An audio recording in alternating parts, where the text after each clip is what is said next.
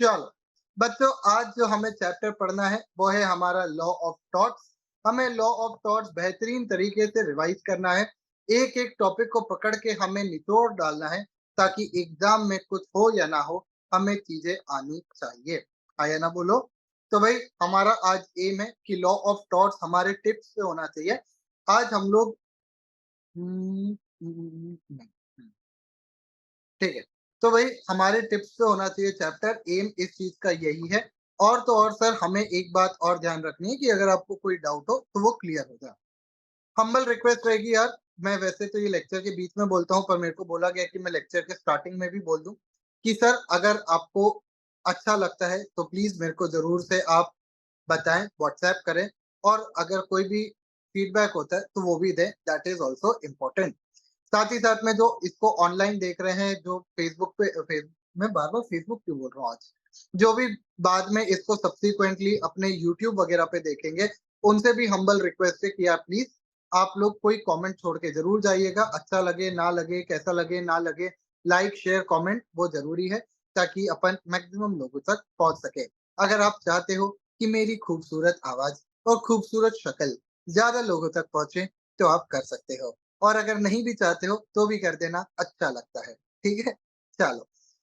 तो भाई, आज हमें ये सारा चैप्टर खत्म करना है। देखते हैं कितना खत्म हो पाता है, कितना खत्म नहीं हो पाता। कोई कमिटमेंट नहीं दे रहा, क्योंकि चैप्टर बड़ा है, डिफिकल्ट है। हो सकता है थोड़ा सा टाइम ले ले, कॉन्सेप्चुअल है, और हो सकता है कि 2 घंटे के पहले पहले खत्म भी हो जाए कांट से। तो हम लोगों का कोशिश रहेगा कि हमें करना है। ठीक है, चलिए। तो भाई, मेरे मित्र मंडलियों के साथ और जितने भी लोग हैं यहाँ पे, अपन लोग शुरुआत करते हैं हमारे चैप्टर की, मैराथन की। कहीं पे भी अगर ज्यादा लगे तो बता देना, अपन ब्रेक ले लेंगे। पर हाँ, कोशिश अपनी ये रहेगी कि बिना ब्रेक के एकदम सराटेदार तरीके से अपन पढ़ाई शुरू करें। चलिए, on this note let's get started. Hi मेरे प्यारे बच्चों, आज हम पढ़ रहे हैं law of torts. Sir, law of torts के बारे में अगर हम लोग बात करें, अब 2 मिनट मेरी तरफ ध्यान दे लेना, अपन बातें कर लेंगे, पर 2 मिनट मेरी तरफ पहले ध्यान दे लो। सर, लॉ ऑफ थॉट्स की अगर हम बात करें, तो ये जो वर्ड है थॉट, ये आता है आपका लैटिन वर्ड टॉटम से। ये कहां से आता है? लैटिन वर्ड टॉर्टम से। टॉर्टम, टॉटम से आता है ये लैटिन वर्ड। और टॉट जो है, ये अपने आप में क्या है? फ्रेंच वर्ड है। फ्रेंच क्यों लिख रहा हूँ, फ्रेंच है। अरे वही भाई, इतना बड़ा इरेजर नहीं चाहिए। ये कहां से आता है भाई? हमारा फ्रेंच वर्ड से आता। ये टॉट जो है, ये हमारा फ्रेंच वर्ड है। सर, इसका इंग्लिश इक्विवेलेंट क्या देखने को मिलता है हमें? रॉन्ग। रॉन्ग क्या है? हमारा इंग्लिश वर्ड है। सर, अगर हम लोग बात करें तो टॉट एक तरीके का आपका सिविल रॉन्ग होता है। क्या होता है बच्चों? सिविल रॉन्ग होता है। सिविल का मतलब होता है कि कोई बहुत मेजर इम्पैक्ट इसमें आपको देखने को नहीं मिलेगा। कोई ऐसा नहीं है कि मर्डर वर्डर हो रहा हो, या फिर किसी का रेप वगैरह हो रहा हो, चोरी डकैती हो रही हो, छोटे मोटी चीजें हो रही है, जिसके सिविल कॉन्सिक्वेंसेस होते हैं। सर, सिविल कॉन्सिक्वेंसेस होने का मतलब क्या होता है कि हम यहाँ पे आपको छोटा मोटा कंपनसेशन दिलवा देंगे, कोई मेजर पनिशमेंट नहीं मिलेगी। सर, एक एग्जांपल दे दो, जो मैं यूजुअली एग्जांपल देता हूँ। भाई, मान लीजिए ये व्यक्ति है, ये अपने सड़क पे से चलते हुए जा रहा है। मैं तो रास्ते पे जा रहा था, भेल पूड़ी खा रहा था। पीछे से एक व्यक्ति ने धक्का मारा, और मेरे हाथ में जो बढ़िया सी भेल पूड़ी थी, वो सारी की सारी नीचे धपाक करके जमीन पे गिर गई। सर, ये जो जमीन पे गिर गई, ऐसे सिचुएशन में क्या मैं इस व्यक्ति से कंपनसेशन मांग सकता हूँ या नहीं मांग सकता? हाँ या ना बोलो? या मैं पुलिस के पास पहुंच जाऊंगा और बोलूंगा कि जज साहब, पुलिस वालों, इसको जेल में डालो, इसने मेरी भेल पुड़ी नीचे गिरा दी। सर, मैं पुलिस के पास जाऊंगा ना, पुलिस भी 2 चांटे मारेंगी। मैं यहाँ पे सिर्फ इससे मैक्सिमम कंपनसेशन मांग सकता हूँ। मैक्सिमम देगा या नहीं देगा is a different story all together. परंतु मैं इससे मैक्सिमम कंपनसेशन मांग सकता हूँ कि भाई, मेरा जो ये खर्चा हुआ है इसका पैसा दे, नहीं तो तेरी खैर नहीं। बस इतनी बात होगी। इसी तरीके के क्राइम को या फिर इसी तरीके के ऑफेंसेस को हम लोग टॉट के अंदर गिनते हैं। सर, टॉट की जब हम बात करते हैं, तो टॉट एक तरीके का अनकोडिफाइड लॉ है। क्या है भैया? ये एक तरीके का अनकोडिफाइड लॉ है। अनकोडिफाइड होने का मतलब क्या होता है? ये कहीं पे भी लिखित तौर पे आपको देखने को नहीं मिलेगा। अनकोडिफाइड होने का मतलब होता है कहीं पे भी लिखा नहीं है। जैसे हमारा इंडियन कॉन्स्टिट्यूशन जो है, वो लिखा गया है इंडियन कॉन्स्टिट्यूशन का एक्ट आता है, इंडियन पार्टनरशिप का एक्ट आता है, कंपनीज एक्ट है हमारे पास इनकम टैक्स एक्ट है, जीएसटी एक्ट है। ये सारे अलग अलग एक्ट है, पर इस तरीके का टॉट कहीं पे भी एक्ट के तौर पे लिखा हुआ नहीं है। तो फिर सर टॉट की डेफिनेशन कहाँ पे गिवन है? टॉट की डेफिनेशन आपकी गिवन है, सेक्शन कोई बताएगा? मैं चाहता हूँ मेरे क्लास का स्मार्ट से स्मार्ट बच्चा बताए कौन से section of which act taught को डिफाइन करता है। चलो क्या भाई, टॉट जो है हमारा, मेरे पास आज मेरी माँ ने बड़ी प्रसन्न, हम आज हैप्पी बर्थडे मना रहे थे, क्या नाम है हमारे बापू का, तो देखो मेरे पास पेटीज भी रखा हुआ है, पर अब मैं खा नहीं पाऊंगा क्योंकि अगर मैं तुम्हारे सामने पेटीज खाऊंगा तो तुम्हें अच्छा नहीं लगेगा और फिर तुम गालियां दोगे। क्या पता उन गालियों के कारण से ही उन गालियों के कारण से ही हमारा यूट्यूब बंद हो जाएगा फिर से, तो हम रिस्क नहीं लेंगे। चलो चलो यहाँ पे टॉट, सर टॉट कौन से सेक्शन में गिवन है ये कहा सर? टॉट हमारा गिवन है section 2M of Limitation act. याद रखना, लिमिटेशन एक्ट जो है, लिमिटेशन एक्ट के अंदर सेक्शन 2M के अंदर टॉट डिफाइन किया गया है एज व्हाट। इसको डिफाइन किया गया है, taught is a civil wrong, taught is a civil wrong not exclusively limited to, not exclusively limited to, not exclusively limited to breach of contract or breach of trust, breach of contract और breach of trust. यानी sir आपका जो ये taught है, ये एक प्रकार का सिविल रॉन्ग है जो कि आपके ब्रीच ऑफ कॉन्ट्रैक्ट और ब्रीच ऑफ ट्रस्ट से ज्यादा का है। यानी यहाँ पे आपको कुछ ज्यादा देखने को मिलेगा। ये एक एक्स्ट्रा मेथड या एक एक्स्ट्रा तरीके का रॉन्ग है, सिविल तरीके का रॉन्ग है, जो कि आपके ब्रीच ऑफ कॉन्ट्रैक्ट और ब्रीच ऑफ ट्रस्ट से ज्यादा का है। सर ब्रीच ऑफ कॉन्ट्रैक्ट का मतलब क्या होता है? मैंने आपके साथ कोई कॉन्ट्रैक्चुअल संबंध किया और फिर आपने वो कॉन्ट्रैक्ट को तोड़ दिया। मैंने आपके साथ कॉन्ट्रैक्ट किया और आपने उस कॉन्ट्रैक्ट को तोड़ दिया। सर मैं क्या कहते हैं कि एक एग्जांपल ले लो, मैं एक मोबाइल फोन खरीदने गया और मोबाइल फोन अगर खराब निकला या उसके अंदर कुछ डिफेक्ट निकला, तो ये क्या हो जाएगा हमारा? Breach of contract. क्या हो जाएगा sir? Breach of contract. Sir दूसरा आता है breach of trust. Breach of trust का मतलब क्या होता है? मैंने किसी पे भरोसा किया था, उसने मेरे भरोसे को ही तोड़ दिया। ये बेड़ियां तोड़ दो, ये वो क्या गाना क्या है, ये गलियां ये चौबारा, यहाँ आना ना दोबारा, अरे हम तो ठहरे परदेसी के तेरा यहाँ को है ना, ऐसा एक गाना है। तो भाई वो क्या कहलाता है? हमारा ब्रीच ऑफ ट्रस्ट। मेरे को कभी कभी डर लगता है कि तुम भगवान कसम मेरे कितने स्नैप डाल देते होंगे, बच्चे सोचते होंगे ये कौन आदमी है, मेरे को बिल्कुल यही लगता है। तो भाई ये हमारा section 2 sub clause m of Limitation Act के अंदर डिफाइन किया जाता है, civil wrong not exclusively limited to breach of contract और ब्रीच ऑफ ट्रस्ट। सर इसके बाद सर लिखना भी है, क्यों लिखना है भाई? लिखवा तो दिया क्लास में, और कितनी बार लिखेगा भाई तू? ठीक है सर, जंगना जमुना भी ना भी भीने लगेगी है, मतलब ठीक है चलो।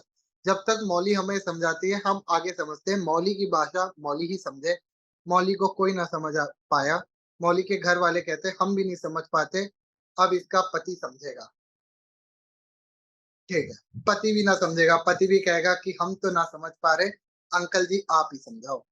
ठीक है चलो, खैर, तो आई होप तुम्हें टॉट का इतना बेसिक मतलब समझ में आया होगा। टॉट को तीन बड़े बड़े थिंकर्स ने भी एक्सप्लेन करने की कोशिश की, एक है सैलमन, एक है फ्रेजर, एक है विनफील्ड। सर याद कैसे करें? एस एफ डब्ल्यू ने इसको एक्सप्लेन करने की कोशिश की। सैलमन, सलाद को जब आप फ्रीजर में डालोगे तो वो बहुत ही ज्यादा विनफील्ड हो जाएगा, ऐसे याद रख लो। सलाद को जब तुम फ्रीजर में डालोगे तो बहुत ही ज्यादा वाइट हो जाएगा, विनफील्ड हो जाएगा। तो सैलमन, फ्रीजर और विनफील्ड ने टॉट को एक्सप्लेन किया और इनका कहने का सबका एक ही तात्पर्य था कि सर टॉट म्हणजे काय? टॉट म्हणजे सिविल रॉन्ग आहे। टॉट एक सिविल रॉन्ग है जिसका कंपनसेशन आपको मिलेगा अगर कोई भी गड़बड़ होती है तो। सर टॉट कहीं पे भी रिटर्न नहीं है, इट इज अनकोडिफाइड और इसका इंग्लिश मतलब होता है रॉन्ग। क्या यहाँ तक सब मेरे साथ हो? एक बार बता दो। यहाँ तक सभी लोग मेरे साथ में हो? हाँ या ना बोल दो फटाक से। आज तो मेरे को क्लास में बच्चे भी ज्यादा दिख रहे हैं। सर आज आपने शाम में क्लास रखी ना, आप 7:30 के बाद देखना हमें भूख लगेगी और हम सब भाग जाएंगे, कोई नहीं दिखेगा क्लास में। और आपने पेटीज दिखा के हमें भूख और दिला ही दी है। चलो भाई, ये कैमरा नहीं चालू क्या? मैं दिख रहा हूँ नहीं दिख रहा हूँ? मैं खुद को क्यों नहीं देख पा रहा हूँ? हाँ अब देख पा रहा हूँ मैं। वही मैं देखूं यार, मेरी इतनी खूबसूरत सी शक्ल कहाँ गई? ठीक है, चलिए। तो आई होप यहाँ तक तुम्हें समझ में आया होगा, यहाँ तक कोई दिक्कत नहीं होगी। सर उसके बाद आप लोगों को डिफरेंशिएशन दिया गया है कि टॉट टॉट और आपके क्राइम के अंदर क्या डिफरेंस होता है। सर अपने आप में ये एक, यानी मेरे को ऐसा लगता है कि ये तो पढ़ाने वाली चीज भी नहीं है, पर टॉट और क्राइम के अंदर डिफरेंस बड़ा ही सिंपल है। सर क्राइम जो होता है वो आपका बहुत ही मैसिव स्केल का होता है, मैसिव मैग्नीट्यूड का होता है, जिसका सोसाइटी पे इम्पैक्ट पड़ता है। सर तुम्हारी भेल गिर गई, उससे क्या सोसाइटी को कोई फर्क पड़ेगा? क्या घंटा फर्क नहीं पड़ेगा। तो सर टॉट छोटी मोटी चीजें होती है, छोटी मोटी चीजें होती है, जिसके कोई मेजर कॉन्सिक्वेंसेस नहीं होते। पर सर क्राइम एक मेजर इवेंट होता है, और सर इससे सोसाइटल इम्पैक्ट पड़ता है। क्या पड़ता है? सोसाइटल इम्पैक्ट हमें देखने को मिलता है, जबकि टॉट में कोई भी तरीके का सोसाइटल इम्पैक्ट नहीं होता, कोई भी सोसाइटल इम्पैक्ट नहीं होता। सर साथ ही साथ में क्राइम जो होता है उसके अंदर हम क्रिमिनल व्यक्ति को पनिशमेंट देने की कोशिश करते हैं। अगर किसी व्यक्ति ने मर्डर किया है तो हमारी कोशिश रहती है कि उसको पनिशमेंट हो। अब जो मर चुका उसको तो वापस तो लेके आएंगे नहीं ना। अगर वो वापस आ गया तो सबकी बैंड बज जाएगी, सबकी फट जाएगी। पर सर हम लोग कोशिश करते हैं कि जिसने क्राइम किया है उसको हम पनिशमेंट दें।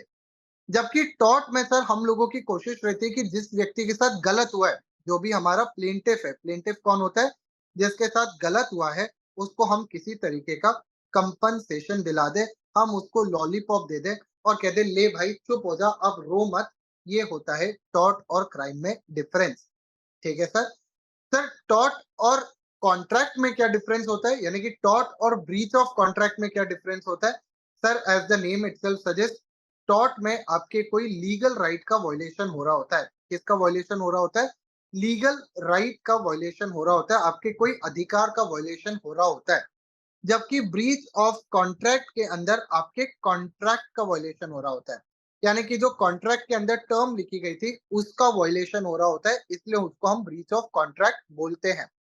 सर टॉर्ट में आपके ऊपर जो कंपनसेशन मिलने की बात होती है, आपको कितना पैसा मिलेगा, कितना नहीं मिलेगा, कितने डैमेजेस मिलेंगे, वो डिटरमाइंड नहीं होते हैं। डिटरमाइन नहीं होते, पहले से फिक्स नहीं होते हैं, बाद में डिसाइड होता है, इवेंट होने के बाद डिसाइड होता है। जबकि ब्रीच ऑफ कॉन्ट्रैक्ट में यूजुअली डैमेजेस डिफाइंड होते हैं, हमें पता होता है कि आपको कितना डैमेज मिलेगा अगर कॉन्ट्रैक्ट का ब्रीच होता है। तो ये होता है आपका टॉर्ट और ब्रीच ऑफ कॉन्ट्रैक्ट के अंदर डिफरेंस। क्या यहाँ तक मेरे साथ है सभी लोग? हाँ या ना बोलो। क्या मेरे साथ हो, आंखें खुली हो या हो बंद। सर कोई ऐसा टॉट हो सकता है जो क्राइम में भी काउंट होता हो, जिसमें बड़ा हार्म हो? बिल्कुल, जैसे हम बॉडीली हार्म जब पढ़ते हैं, तो बॉडीली हार्म आपका क्राइम के अंदर भी कवर हो सकता है, और आपके टॉट के अंदर भी कवर हो सकता है। इसको हम लोग क्राइम की लैंग्वेज में हर्ट बोलते हैं। क्राइम यानी जब आप भारतीय न्याय संहिता या फिर आईपीसी पढ़ेंगे तो इसको हर्ट कहा जाता है। सिमिलरली आपका डिफेमेशन होता है। डिफेमेशन का तो हम सेक्शन भी पढ़ते हैं, डिफेमेशन आपका टॉर्ट भी होता है, और आपके सेक्शन 499 ऑफ आईपीसी के अंदर भी लिखा जाता है। तो ये एग्जांपल हो सकता है। ठीक है सर, यहाँ तक सभी लोग साथ में हो? हाँ या ना बोलो। भाई मेरे क्लास में अराउंड 37 स्टूडेंट्स मेरे को देखने को मिल रहे हैं, तो मेरे को उनका रिप्लाई चाहिए। मैं चाहता हूँ तुम जागते रहो, बताते रहो, साथ में हो या नहीं, कोई जोक अगर दिमाग में आ रहा हो तो वो भी मारते रहो। ठीक है? अगर तुम्हारा ऐसा कुछ जोक है, सर बहुत अच्छा जोक आ रहा है सर, पेट में नहीं रुक रहा है, सर बताने दो नहीं तो गैस हो जाएगी, तो बता देना। ठीक है? रुकना मत, मेरे को बोल देना सर अनम्यूट कर दो, अनम्यूट भी कर देंगे। पर बता देना। ठीक है? ठीक है, ठीक है सर। सर फिर ऐसे सिचुएशन में पनिशमेंट किसमें मिलती है? हम मैग्नीट्यूड देखते हैं। सर अगर डिफेमेशन आपने बहुत ही तगड़े लेवल का किया होगा तो फिर वो क्राइम में चला जाता है, अदरवाइज टॉर्ट। अगर आपने हर्ट किया है किसी को, वो थोड़ा हड्डी-वड्डी टूट गई, तो फिर वो क्राइम में चला जाएगा, अदरवाइज टॉर्ट। ठीक है? डेफिनिटली श्रद्धा, लड़की छेड़ना टॉर्ट नहीं क्राइम होता है। लड़की अगर आप ऐसे चलते-फिरते अगर लड़कियाँ छेड़ रहे हो, तो क्राइम कहलाता है। उसको हम लोग अ, बहुत अलग-अलग कैटेगरीज़ के अंदर काउंट करते हैं। ठीक है? हाँ, लड़की छेड़ना टॉर्ट नहीं होता, क्राइम होता है क्राइम।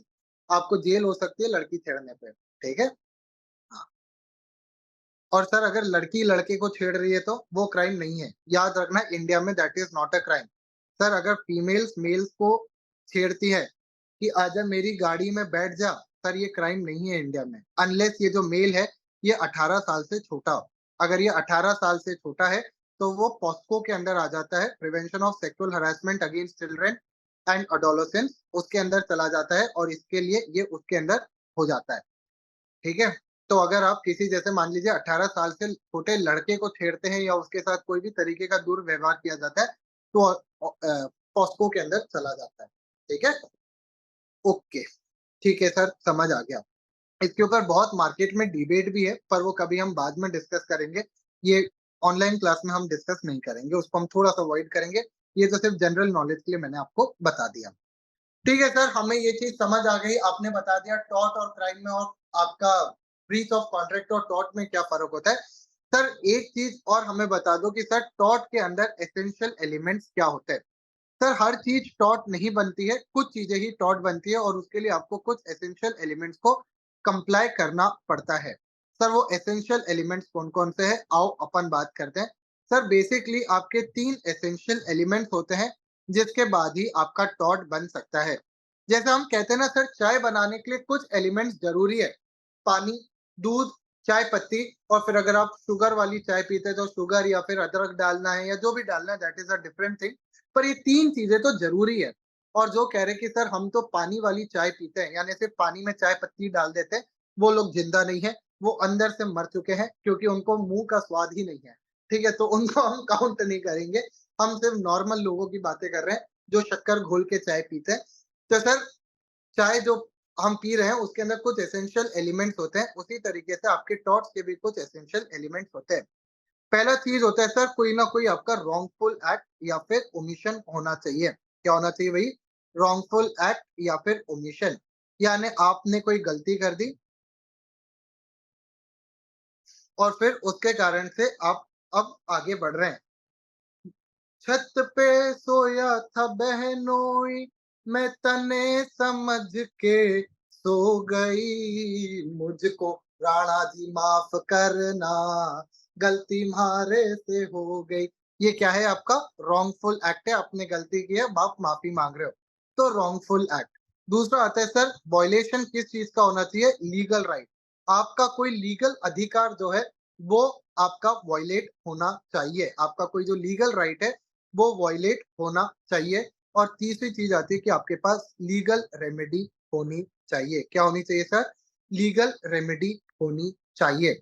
जब ये 3 कंडीशन सैटिस्फाई होगी तभी हम कहेंगे कि आपने टॉर्ट कमिट किया है, अदरवाइज़ हम कहेंगे आपने कोई भी तरीके का टॉर्ट कमिट नहीं किया है। तीनों कंडीशन होनी चाहिए। सर एक एग्ज़ाम्पल दे दो। 2 एग्ज़ाम्पल लेंगे ताकि आप समझ पाएँ। सर सबसे पहली चीज़ एक एग्ज़ाम्पल लेते हैं। सर मैं ना गांजे का धंधा करता था। काहे का सर? गांजा। गांजा आप जानते होंगे कि इंडिया में इल्लीगल है। गांजे का धंधा-वंदा करना या उसको स्मोक करना, जो भी करते हैं लोग, वो सब करना इल्लीगल है। हम इंडिया में उसको प्रमोट नहीं करते हैं। अब सर आप किसी दिन ना गांजा लेके जा रहे थे, ट्रांसपोर्ट कर रहे थे, और सर पुलिस वाले ने आपको पकड़ लिया। और सर पुलिस वाले ने पकड़ के ना आपको उसके चक्कर में मार दिया। आपको ऐसे पीठ पे एकदम गांजे के शेप का, जो ऐसा वो पत्तियाँ बनी होती है ना, उस शेप का इतना तेज मारा कि वो पीठ पे टैटू ही बन गया। अब आप उस पुलिस वाले के अगेंस्ट केस फाइल करना चाहते हैं, ये कहना चाहते हैं कि उसने आपके अगेंस्ट टॉर्ट कमिट किया है। सर हम क्या कह सकते हैं?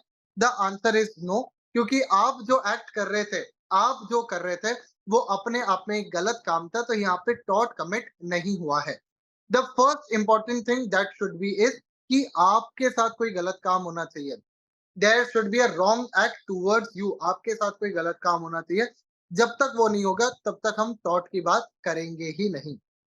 सर एक एग्जांपल दे दो ताकि हमें समझ आ जाए कि जिसके अंदर तीनों कंडीशन सेटिस्फाई हो रही हो। सर एक एग्जांपल जो अपन क्लास में यूजुअली लेते हैं कि एक व्यक्ति है, वो सड़क पे से जा रहा था, किसी व्यक्ति ने प्रैंक करने के नाम पे उसके ऊपर पानी डाल दिया। क्या डाल दिया? पानी डाल दिया। सर इस व्यक्ति का पूरा पूरा अधिकार है कि वो सड़क पे आराम से जाए, बिना भीगे जाए, नॉर्मल तरीके से जाए। इस व्यक्ति ने ऑब्वियसली एक रॉन्गफुल एक्ट किया, इस व्यक्ति को ठीक तरीके से जाने नहीं दिया प्रैंक के नाम पे। सर इस व्यक्ति का लीगल अधिकार था कि वो सड़क पे आराम से चल के जाए। हम कोई पैलेस्टीन या फिर ये सारी जगह तो है नहीं जहाँ पे चलते चलते कब तुम भगवान के दरवाजे पे पहुंच जाओगे पता ही नहीं चलेगा। जैसे आप देख रहे होंगे सीरिया, लेबनान, ये क्या दूसरी कंट्री क्या है वो हमास जहाँ पे है, वो गाजा स्ट्रिप, ये यूक्रेन, यहाँ पे ऐसे वॉर चल रहे हैं कि सर कब खत्म हो जाओगे पता ही नहीं चलेगा। इंडिया में तो है नहीं ऐसा, आपको नॉर्मली जाने का अधिकार है। और सर ऐसे में आप डेफिनेटली इस व्यक्ति से पैसा-वैसा क्लेम कर सकते हो, आप पैसा माँग सकते हो या फिर इसको आप इस व्यक्ति के अगेंस्ट कंप्लेंट फाइल कर सकते हो अगर ये आपके अगेंस्ट कोई बहुत ज़्यादा हेवी नेचर का गलत काम करता है, तो this will amount to tort. So sir tort के अंदर 3 कंडीशन सैटिस्फाई होना बहुत ज़्यादा ज़रूरी होती है कि there should be a wrongful act, legal right violate होना चाहिए और आपके पास लीगल रेमेडी होनी चाहिए। सर एक एग्जांपल और दे दो फाइनल, जो एक आपका केस भी बनता है।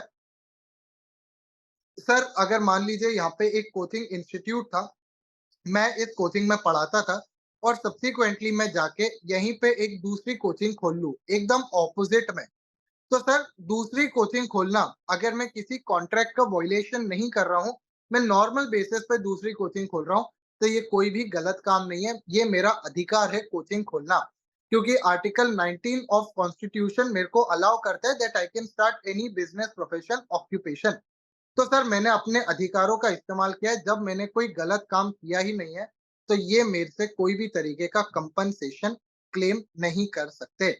परंतु sir on the other hand अगर मेरा और इस कोचिंग इंस्टीट्यूट का कॉन्ट्रैक्ट था कि मैं इस कोचिंग से निकलने के बाद 2 साल तक खुद की कोई भी कोचिंग चालू नहीं कर सकता और फिर भी अगर मैं ये कोचिंग चालू कर लेता हूँ, then this will be definitely then this will definitely amount to contract का वायलेशन और फिर वो ब्रीच ऑफ कॉन्ट्रैक्ट के अंदर चला जाएगा। यहाँ पे हम कौन सी सिचुएशन को ले रहे हैं?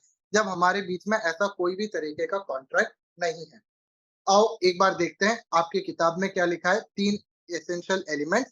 सर 3 एसेंशियल एलिमेंट्स क्या आते हैं? अ रॉन्गफुल एक्ट और omission of the defendant. The wrongful act must lead to legal damage to the other person, यानी कि लीगल राइट का वायलेशन होना चाहिए and there should be a legal remedy. क्या होना चाहिए? Legal remedy. सर ये जो प्रिंसिपल है यही हमारा आगे जाके बनता है 2 और लैटिन वर्ड। इन 2 लैटिन वर्ड को हम लोग क्या कहते हैं सर? इन 2 लैटिन वर्ड्स के कॉन्सेप्ट को हम लोग कहते हैं, पहला आता है हमारा इंजूरिया साइन डेमनम। इंजूरिया साइन डेमनम, यार स्पेलिंग देख लो एक सेकेंड, क्योंकि अपन को ना ये लैटिन आती नहीं।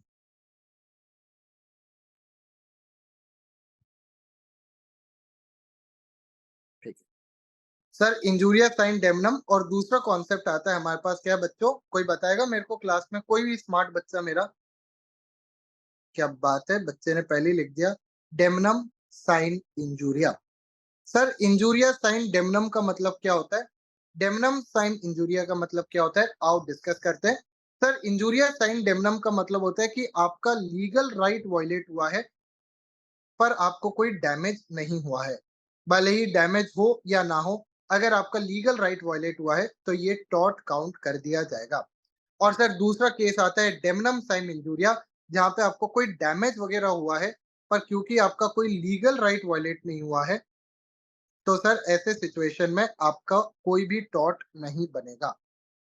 सर इसको याद करने का तरीका कैसा है? डेमनम साइन इंजूरिया, डैमेज पर no injury, damage but no injury. और injuria sine damnum, legal injury but no damage, legal injury but no damage. इस तरीके से याद करोगे तो जल्दी इसे याद हो जाएगा। तो इंजुरियस साइन डेमनम के केसेस में ही आपका टॉट लगेगा। बच्चों, हम्बल रिक्वेस्ट, ओए ओए, क्या भाई क्या, ये लेट के खाते पीते क्या क्लास देख रहे हो? भाई मजाक थोड़ी ना कर रहे अपन, ध्यान होना चाहिए क्लास में, इट इज इम्पोर्टेंट। अगर तुम मस्ती मजाक में क्लास देखोगे तो कुछ याद नहीं रहेगा, सब भूल जाओगे। और अगर सब भूल जाओगे तो लॉ में ना सच में कुछ याद नहीं रहता, यहाँ पे कब कौन सी क्लास की कौन सी कंडीशन आ जाती है समझ नहीं आता। ध्यान मेरी तरफ रखो। सर, एग्जामिनर आपको कंफ्यूज करेगा, आप कंफ्यूज होंगे, और 90% बच्चा है गलत लिख के आएगा। क्वेश्चन पेपर में लिखा होगा in which of the following cases टॉट इज नॉट एप्लीकेबल। आप शायद से नॉट भूल जाएंगे, या फिर इसको गलत तरीके से रीड कर लेंगे, और जब पेपर खत्म हो जाएगा उसके बाद शिट यार, शिट शिट शिट ऐसे करते फिरेंगे। तो याद रखना, अगर डेमनम साइन इंजूरिया या इंजूरिया साइन डेमनम का क्वेश्चन है तो ध्यान से पढ़ना, कौन सा केस कहाँ पे लग रहा है आपको पता होना चाहिए। In which of the following cases टॉट is not applicable, damnum sine injuria. In which of the following cases टॉट is applicable, injuria sine damnum. Please इस चीज को याद रखना। सर, एग्जाम्पल्स ले लेते हैं कुछ ताकि हमें पता रहे। सर, सबसे पहला जो हमारे पास एग्जाम्पल आता है वो हमारे लिए बड़ा ही इंपॉर्टेंट एग्जाम्पल भी है, सॉरी इंपॉर्टेंट केस लॉ भी है। केस लॉ का नाम है भैया क्या, कोई बता सकता है केस लॉ का नाम? क्या बात है, एशबी वर्सेस वाइट। सर, इस केस लॉ में क्या हुआ था, मिस्टर एशबी जो थे, मिस्टर एशबे एशबी जो भी बोलना चाहो तुम लोग, भैया मिस्टर एशबी जो थे वो ना वोट डालना चाहते थे, उनके पास वोट का अधिकार था और वो वोट डालना चाहते थे। और मिस्टर वाइट जो कि एक वोटिंग ऑफिसर होते हैं, ये ऑफिसर होते हैं, ये मिस्टर एशबी को विदाउट एनी रीजन रोक देते हैं वोट डालने से। ये कहते हैं मिस्टर एशबी को, चल पहली फुर्सत में निकल, पहली फुर्सत में निकल, ऐसे करके हटा देते हैं। अब जिस व्यक्ति को मिस्टर एशबी वोट डालना चाहते थे, जिस व्यक्ति को भी वोट डालना चाहते थे, वो व्यक्ति जीत जाता है। जिस भी पॉलिटिशियन को वोट डालना चाहते हैं वो जीत जाता है, वो जीत जाता है। और ऐसे केस में मिस्टर एशबी मिस्टर वाइट के अगेंस्ट केस फाइल करते हैं और कहते हैं कि मिस्टर वाइट ने मेरा लीगल अधिकार का वायलेशन किया है, इन्होंने मेरे को वोट नहीं डालने दिया। और भले ही जिस कैंडिडेट को मैं वोट डालना चाहता था वो जीत गया, भले ही कोई एक्चुअल डैमेज नहीं हुआ है, कोई एक्चुअल डैमेज नहीं हुआ है, पर मेरे लीगल राइट का वायलेशन हुआ है क्योंकि मेरे को वोट डालने नहीं दिया गया by the voting officer without any genuine basis, और इस कारण से ये मेरे साथ टॉट हुआ है। ये केस पहुंचता है आपके उस समय का जो भी कोर्ट वगैरह होगा, जिसको ये लोग कहते हैं हाउस ऑफ लॉर्ड्स।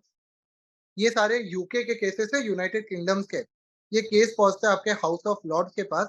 जैसे हमारा सुप्रीम कोर्ट होता है ना, वैसे उनका हाउस ऑफ लॉर्ड्स होता था उस समय। अब तो उनके पास भी सुप्रीम कोर्ट है, उस समय हाउस ऑफ लॉर्ड्स होता था। वहां ये केस गया और इसको बोला गया it is a case of tort, it is a case of tort. क्यों सर? क्योंकि यहाँ पे लीगल राइट वायलेट हुआ है। मिस्टर एशबी को गलत तरीके से रॉन्गफुल मेथड से वोट डालने से रोका गया, उनका लीगल अधिकार था और इसलिए उन्होंने केस फाइल किया, यानी कि उनके पास रेमेडी भी थी। तो सर तीनों कंडीशन सेटिस्फाई होगी, इसलिए this is a case of tort. भले ही यहाँ पे डैमेज नहीं है, हमें उससे फर्क नहीं पड़ता, हमें डैमेज है या नहीं है उससे फर्क नहीं पड़ता, पर क्योंकि यहाँ पे लीगल राइट वायलेट हुआ है, therefore this is a case of tort. ये आपको समझ में आया या नहीं आया, मेरे को ये चीज बताओ। सर, ये तो एशली वर्सेस वाइट का एक केस था। ये जो एग्जाम्पल है ना, ये हमारे रेगुलर लाइफ में, डेली लाइफ में भी लगता है। आप अगर देखेंगे तो पुलिस वाले जो होते हैं वो आपको बिना हेलमेट के गाड़ी चलाने पे चालान पे पकड़ लेते हैं। वो कहते हैं कि भाई तुम गाड़ी अगर बिना हेलमेट के चला रहे हो तो हम तुम्हारे ऊपर चालान लगाएंगे। सर ऐसा क्यों? ऐसा क्यों? ऐसा क्यों? क्योंकि सर आप एक रॉन्गफुल एक्ट कर रहे हो, आप बिना हेलमेट के गाड़ी चला रहे हो। इसी सिचुएशन में भले ही आपको लगी नहीं है, आपको, आप नॉर्मल गाड़ी चला रहे हो, आप घर भी पहुंच गए, कोई चीज नहीं लगी आपको, एवरीथिंग इज नॉर्मल, पर सर आपने एक लीगल लॉ का, या आपने एक लीगल चीज का, अपने एक अधिकार का या फिर एक ड्यूटी का उल्लंघन किया है। और पुलिस वालों के पास रेमेडी है, पुलिस वालों के पास राइट है कि वो आपसे पैसा मांग सकते हैं, आपसे पेनल्टी या फिर चालान मांग सकते हैं। इसलिए आप देखोगे कि जो पुलिस वाले आप पे हेलमेट ना पहनने का चालान लगाते हैं, that is also derive from the law of tort only, क्योंकि आप एक रॉन्गफुल एक्ट कर रहे हो, आप एक लीगल राइट का वॉयलेशन कर रहे हो और उसके अगेंस्ट पुलिस वालों के पास अधिकार है। तो ये होता है आपका क्या, इंजूरिया साइन डेमनम का केस। काय का केस होता है बच्चों? Injuria sine डेमनम। सर अब एक डेमनम साइन इंजूरिया का भी एग्जांपल दे दो। डेमनम साइन इंजूरिया का भी केस हम केस लॉ के थ्रू ही पढ़ लेते हैं। केस लॉ बड़ा ही simple but important case law है। क्या नाम है सर, कोई बता सकता है मेरे को केस लॉ का नाम? एनीबॉडी केस लॉ का नाम जो बताना चाहे? भाई गला ही दुख गया एकदम।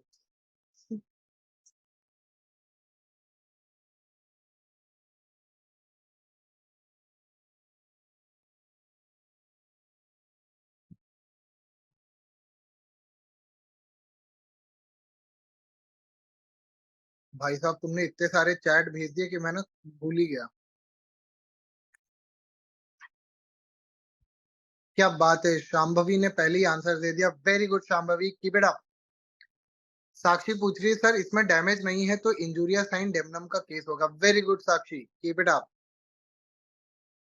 मौलवी श्री कह रही है सर 3 कंडीशन फॉलो होनी चाहिए, 3 कंडीशन फॉलो हो रही है। राज कह रहा है राजू इक्वल्स टू मैं मर भी सकता था उस बात से बाबू, लेकिन मरा तो नहीं ना। सर इस केस में भी लगेगा क्या टॉट? बिल्कुल लगेगा। हम सिर्फ अधिकार का उल्लंघन देखते हैं, एक्चुअली में कोई डैमेज हुआ है या नहीं वो नहीं देखते हैं। बच्चे प्रेम अभी हम बात करेंगे उसके बारे में। ठीक।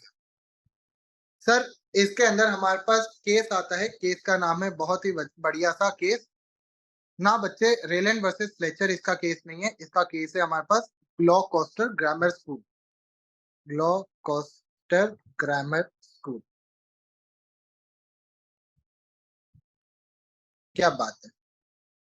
सर ग्लॉकोस्टर ग्रामर स्कूल के अंदर क्या होता है, जो हमने अभी ऊपर एग्जांपल लिया एग्जैक्टली वही चीज होती है कि सर एक टीचर होता है जो कि एक स्कूल में पढ़ा रहा होता है और वो उस स्कूल को छोड़ के एग्जैक्टली रोड के ऑपोजिट साइड पे अपना स्कूल खोल लेता है।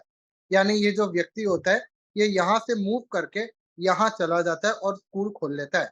अब क्योंकि ये बहुत ही ज्यादा फेमस टीचर होता है तो बच्चे डिवाइड हो जाते हैं, कुछ यहाँ चले जाते हैं और कुछ यहाँ चले जाते हैं।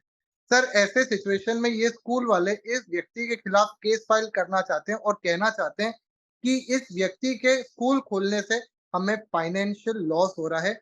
इसने क्योंकि एग्जैक्टली हमारे ही अपोजिट में स्कूल खोल लिया है तो हमें फाइनेंशियल लॉस हो रहा है और इसलिए हमें कंपनसेशन दिलवाओ। सर क्या स्कूल को यानी कि ये जो ग्लोकोस्टर ग्रामर स्कूल है क्या इसको पैसा मिलेगा क्या? आप जवाब जानते हैं, नहीं मिलेगा, नहीं मिलेगा, नहीं मिलेगा। क्योंकि सर यहाँ पे भले ही डैमेज है, यहाँ पे भले ही फाइनेंशियल लॉस है, पर कोई भी लीगल राइट का वॉयलेशन नहीं किया गया है।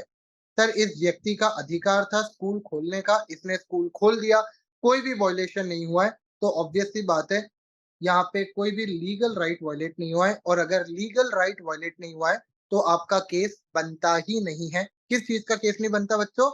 किस चीज का नहीं बनता? ओए ओए ओए, किस चीज का केस नहीं बनता? डेफिनेट सी बात है ये आपका टॉर्ट का केस नहीं बनता। हाँ या ना बोलो, यहाँ तक साथ में हो सभी लोग। आई होप यहाँ तक समझ में आ रहा होगा सभी लोगों को, अच्छे तरीके से रिवाइज हो रहा होगा, दिमाग में चीजें बैठ रही होगी, जो तुमने रेगुलर क्लासेस में पढ़ा है उसमें बैठ रही होगी। रेगुलर क्लासेस में हम बहुत सारे एग्जांपल्स लेते हैं, हम दुनिया भर के पता नहीं कितने एग्जांपल्स ले लेते हैं, पर क्योंकि ये रिवीजन क्लास है, छोटी सी क्लास है, 2.5 घंटे में हमें समअप करना है सब कुछ चीज को, तो भाई ऐसे सिचुएशन में एकदम बहुत सारे एग्जाम्पल्स नहीं ले सकते, पर आई थिंक सो कि जो रेलिवेंट है वो सब आपको आ रहा होगा। ठीक है, चलिए। आई होप यहाँ तक सभी लोगों को समझ में आया होगा, सभी लोग मेरे साथ होंगे और कोई दिक्कत नहीं होगी। सर इसी के साथ एक छोटू सा कॉन्सेप्ट हमारे साथ और डिस्कस किया जाता है, मेंस रिया का। सर ये मेंस रिया का मतलब क्या होता है? What do we mean by mens rea? Sir mens rea का मतलब होता है गिल्टी माइंड। जो तुम्हारा गंदा दिमाग है ना, जो तुम्हारा गिल्टी माइंड है, जो ये तुम्हारे दोस्तों ने तुम्हारा दिमाग बिगाड़ा है, उसी को हम लोग कहते हैं मेंस रिया। सर अगर आप किसी के खिलाफ भी गलत इंटेंशन रखते हैं तो उसको हम लोग कहते हैं मेंस रिया। सर मेंस रिया के अंदर क्या-क्या चीज़ें कवर हो सकती है? मेंस रिया के अंदर आपके ऐसी चीज़ें कवर होती है जैसे मान लो गोपी बहू का इंटेंशन था अपनी नहीं गोपी बहू का इंटेंशन नहीं था, उसका क्या नाम था? वो रसोड़े में कौन था? वो जो भी सासू माँ होती है उसका कोकिला, कोकिला हाँ। कोकिला बेन का इंटेंशन था कि वो अपनी बहू को मार डाले, खत्म कर दे। ये क्या होता है सर? मेंस रिया। जब आपका गलत इंटेंशन हो कोई भी गलत काम करने का उसको हम लोग कहते हैं मेंस रिया। है ना? हाँ, सर मेंस रिया आपको यूजुअली कौन से केसेस में देखने को मिलेगा? मेंस रिया आपको यूजुअली क्राइम के केसेस में देखने को मिलेगा, जहाँ पे भी आप किसी के साथ कोई क्राइम करना चाह रहे होंगे, वहाँ पे आपको मेंस रिया का केस देखने को मिलेगा। हाँ या ना बोलो? हो हाँ या ना बोलो? ठीक है। तो सर टॉर्ट में मेंस रिया होता है क्या? ज़रूरी नहीं है कि टॉर्ट में मेंस रिया हो, हमें कोई फ़र्क नहीं पड़ता है। टॉर्ट में कोई भी गलत इंटेंशन के साथ कोई भी गलत काम नहीं करता है। बस गलत काम हो जाता है, ठीक है ना? जैसे हम जो फर्स्ट एग्ज़ाम्पल लिया था कि भई उसने आपकी जो चाट थी, वो सड़क पे गिरा दी, गलती से उससे धक्का लग गया, टॉर्ट है। कोई गलत इंटेंशन नहीं था, गलती से हो गया। ठीक है सर, ये वाली चीज़ है। ओके सर, हम समझ गए, कोई दिक्कत नहीं। सर इसके साथ आता है कि टॉर्ट अब कितने तरीके के होते हैं? बेसिक क्लासिफिकेशन 2 तरीके से किया जाता है टॉर्ट का। सर पहले आते हैं आपके लायबिलिटीज़। मेरे को लग रहा है 1.5 घंटे में ही हो जाएगा चैप्टर। अच्छी बात है चलो, नाइस। अगर जल्दी हो जाए तो और ही अच्छी बात है। सर पहले आता है लायबिलिटीज़ और दूसरा आता है आपको फिज़िकल हार्म।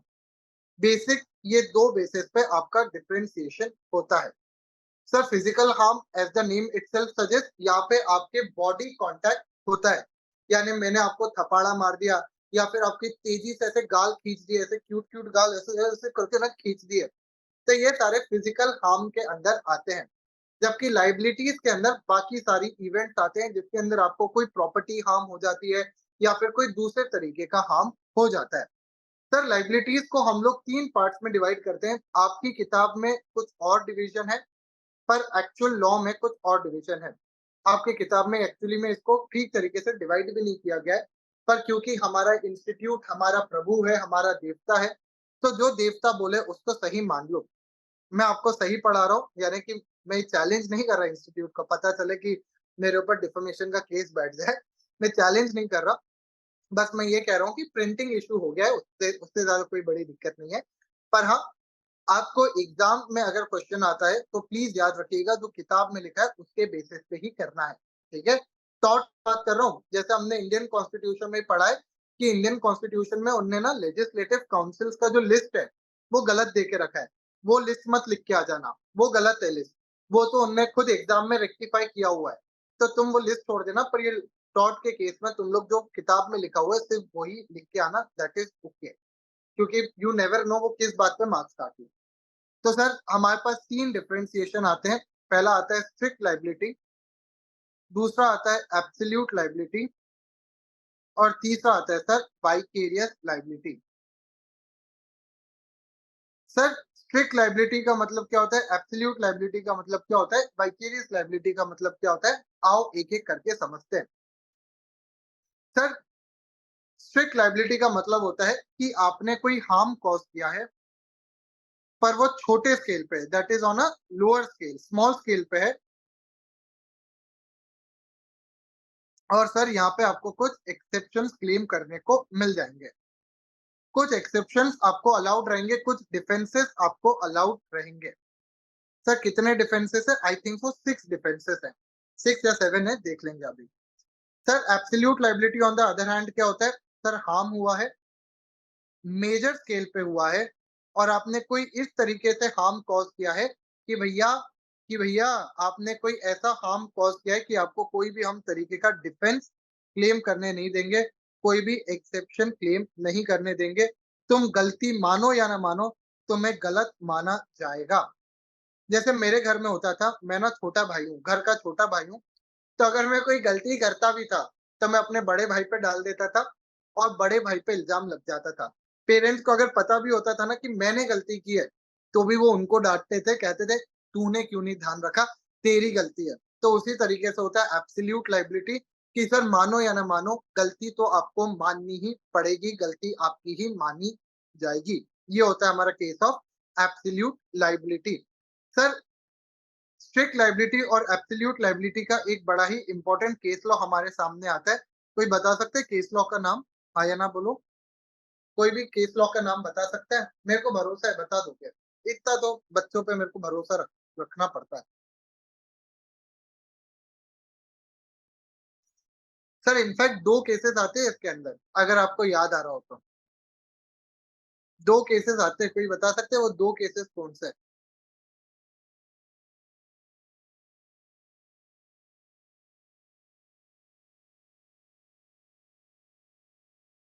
एक केस तो सब बता रहे हैं, दूसरा केस कोई बताए तो पता चले मेरे को।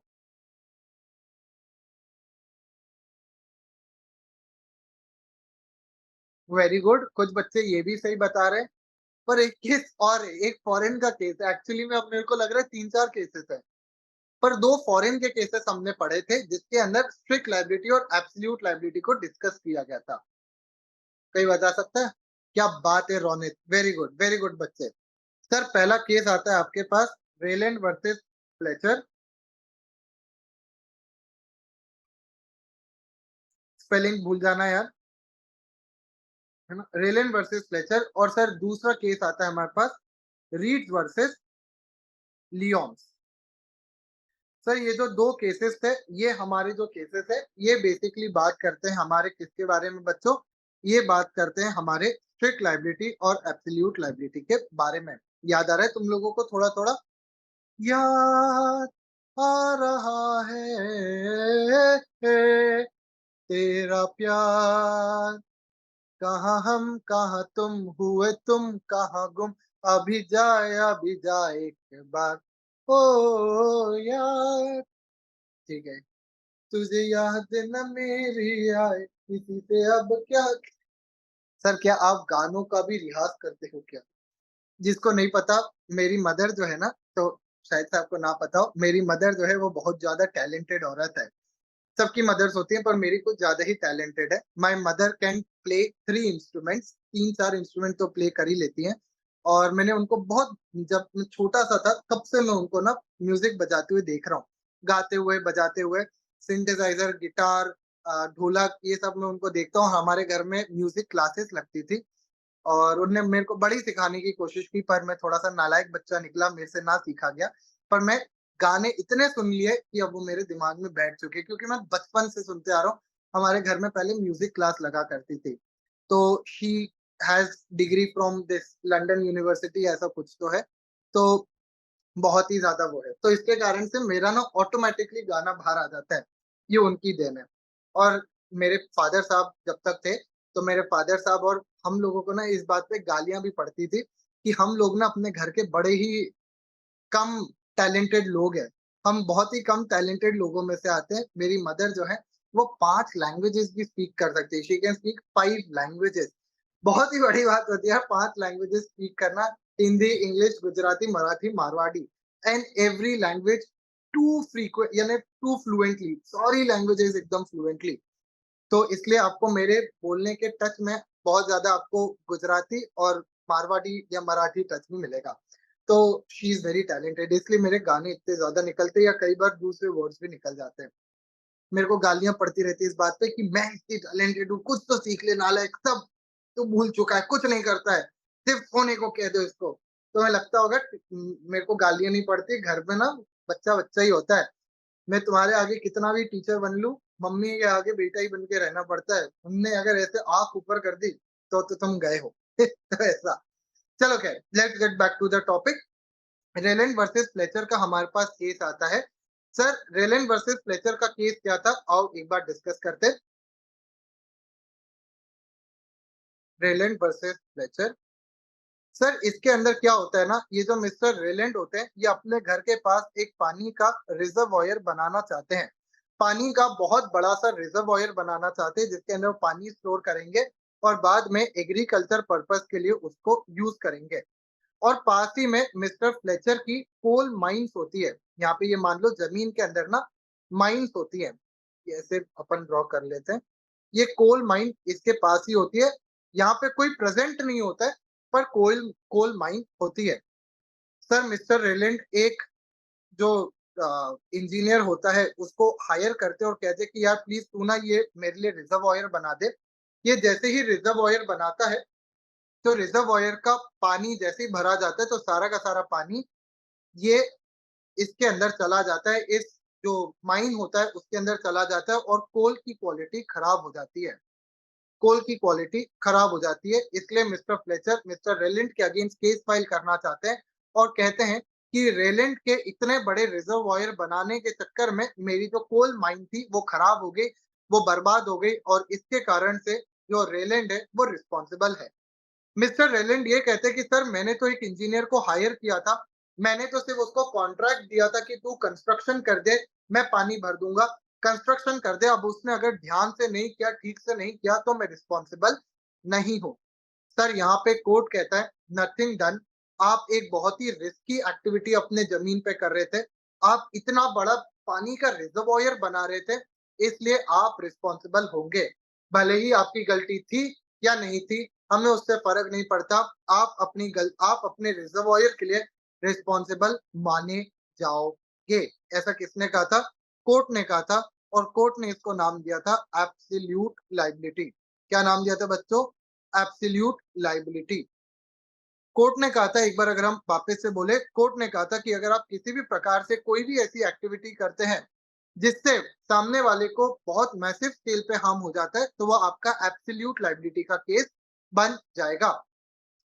सर इसको आगे डिफाइन किया था हमारे case of reads versus Leone ने। सर रीड्स वर्सेस लियोन में पूछा गया था कि कौन कौन से केसेस में आपका ये जो एब्सोल्यूट लायबिलिटी का केस है वो लग सकता है।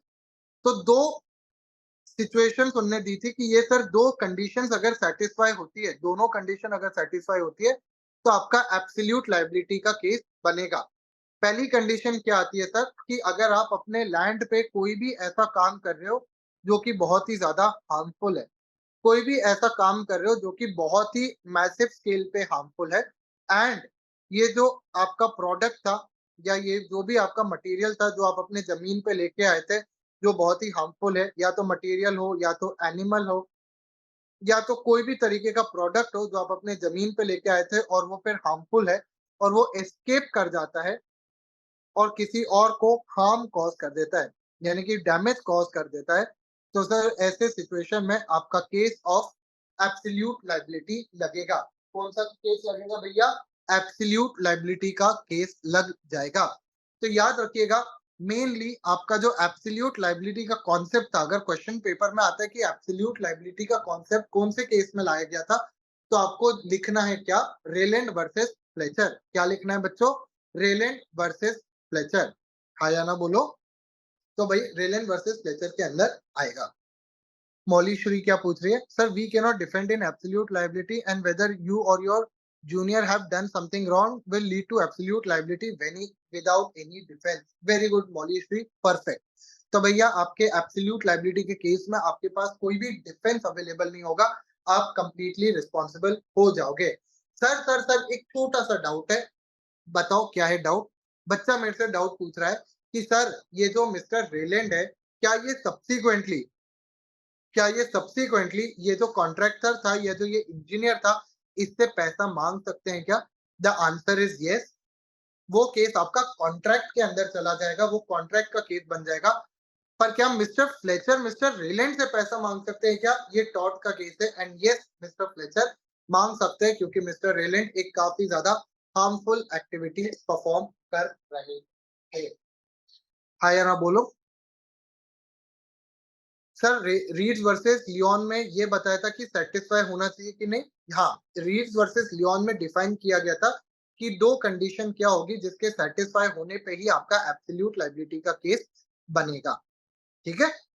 सर इंडिया में एब्सोल्यूट लायबिलिटी कौन से केस से आया था? मेरे बच्चों ने पहले ही जवाब दे दिया तो मैं पूछूंगा भी नहीं। सर इंडिया में एब्सोल्यूट लायबिलिटी का केस आया था आपका एमसी मेहता के केस से। MC Mehta versus union of India. Sir इस केस में क्या हुआ था? इसके अंदर एक कंपनी होती है Shri Ram food and fertilisers करके, Shri Ram food and fertilisers करके। और सर इसमें ना एक गैस लीक हो जाती है। सर गैस लीक होने के कारण से आस-पास में गैस फैल जाती है। लोगों की डेथ नहीं होती, पर हाँ डेफ़िनेटली लोगों को प्रॉब्लम ज़रूर जाती है। और पहली बार इंडिया में बोला गया था कि येस एब्सोल्यूट लायबिलिटी का कॉन्सेप्ट टॉट के अंदर इंडिया में भी लगेगा। और सर इस केस को लगाया कब पहली बार गया था? कौन से सिचुएशन में पहली बार एब्सोल्यूट लायबिलिटी का कॉन्सेप्ट इंडिया में लगाया गया था? लगाया गया था आपके भोपाल गैस ट्रेजेडी या फिर जिसको हम लोग कहते हैं यूनियन कार्बाइड। यूनियन कार्बाइड के केस में। तो भाई ये आपको याद रखना पड़ेगा, लाया किस केस में गया था? एमपी मेहता। लगाया किस केस में गया था? यूनियन कार्बाइड के केस में। याद रहेगा सभी को इतना? हाँ या ना बोलो? हाँ या ना बोलो? यहाँ तक सभी साथ में हो या नहीं हो? एक बार बता दो। सभी लोग साथ में हो या नहीं हो? बता दो। ठीक है। ठीक है? चलो। सर स्ट्रिक्ट लायबिलिटी का हम पढ़ रहे थे, हमने देखा था कि सर यहाँ पे स्मॉल स्केल पे हार्म होता है, कोई मैसिव स्केल पे हार्म नहीं होता है और इसके अंदर आपको कुछ एक्सेप्शंस क्लेम करने के लिए दिया जाता है। जैसे हम एब्सोल्यूट लायबिलिटी पढ़ रहे थे सर, यहाँ पे मिस्टर रेलैंड ने बड़ा सारा खुद का एक रिजर्वॉयर ही बना दिया था। तो ऐसे सिचुएशन में सर हार्म बहुत हेवी था। सर एमसी मेहता के केस में भी सर गैस लीक हो गई थी और बहुत मेजर स्केल पे वो गैस फैल गई थी। अगेन मेजर हार्म था। सर भोपाल गैस ट्रेजेडी से तो कोई अनजान नहीं है, सभी लोग जानते हैं कि इसमें तो अनफॉर्चुनेटली बहुत ज्यादा लोगों की जानें भी गई थी और आज तक ये कहा जाता है कि भोपाल में ना बहुत ज्यादा लोगों को किडनी की प्रॉब्लम है, किडनी या फिर उससे रिलेटेड प्रॉब्लम है, स्टोन की बहुत ज्यादा प्रॉब्लम है। द रीजन बीइंग कि उसके वो लीक के कारण से पानी इतना आसपास का खराब हो गया था कि सर जितने लोगों ने भी उस पानी को कंज्यूम किया, आज की डेट में उनको बीपी, शुगर या मेजर बहुत सारी प्रॉब्लम्स है। तो आप देखेंगे कि आपके पेरेंट्स के जनरेशन में बहुत सारे लोगों को किडनी वगैरह से रिलेटेड प्रॉब्लम्स देखने को मिलेगी। तो ये सारी सर मेजर प्रॉब्लम्स थी, मेजर केस की चीजें थी। सर स्ट्रिक्ट लायबिलिटी छोटा-मोटा हार्म होता है, कोई मैसिव स्केल पे हार्म नहीं होता है। जैसे मान लीजिए मैंने एक कुत्ता पाल के रखा था और कुत्ते ने आपके ऊपर चढ़ के आपके कपड़े खराब कर दिए या आपको काट लिया। सर ये क्या होगा? हमारा स्ट्रिक्ट लायबिलिटी का केस होगा। या फिर सर मैंने आपके ऊपर सिर्फ पानी डाल दिया, नॉर्मल पानी डाल दिया, ये काय का केस होगा? स्ट्रिक्ट लायबिलिटी का केस होगा। मैं ऐसे खेल रहा था और मैंने उठा के बॉटल आपके ऊपर फेंक दी। सर ये क्या होगा? स्ट्रिक्ट लायबिलिटी का केस होगा। छोटा-मोटा हार्म है, कोई मैसिव हार्म नहीं है। इसके अंदर आपको 6 तरीके के डिफेंसेस क्लेम करने को मिलते हैं, यानी कि आप अपना बर्डन किसी और पे शिफ्ट कर सकते हो या फिर आप अपनी रीजनिंग दे सकते हो कि आपसे क्या गलती हो गई थी या क्या कारण था, आपको क्यों माफ कर देना चाहिए, वो आप कारण यहाँ पे दे सकते हो। सर इसके अंदर क्या-क्या एक्सेप्शंस आते हैं, हम लोग यही पढ़ लेते हैं। पहला आता है हमारे पास act of God. Sir act of God का मतलब क्या होता है? आज की डेट में बहुत सारे सर अनफॉर्चुनेटली नेचुरल कैलामिटीज होती हैं, जैसे अर्थक्वेक, फ्लड्स, आपका और क्या होता है बहुत ज्यादा हेवी रेनफॉल हो जाना। ये सारी चीजें सर हमारी एक्ट ऑफ गॉड के अंदर आती है, जिसके ऊपर किसी भी ह्यूमन का कंट्रोल नहीं होता। करेक्ट? जैसे शांभवी कह रही है ड्राउट आ जाना, ये सारे एक्ट ऑफ गॉड के अंदर केसेस आते हैं।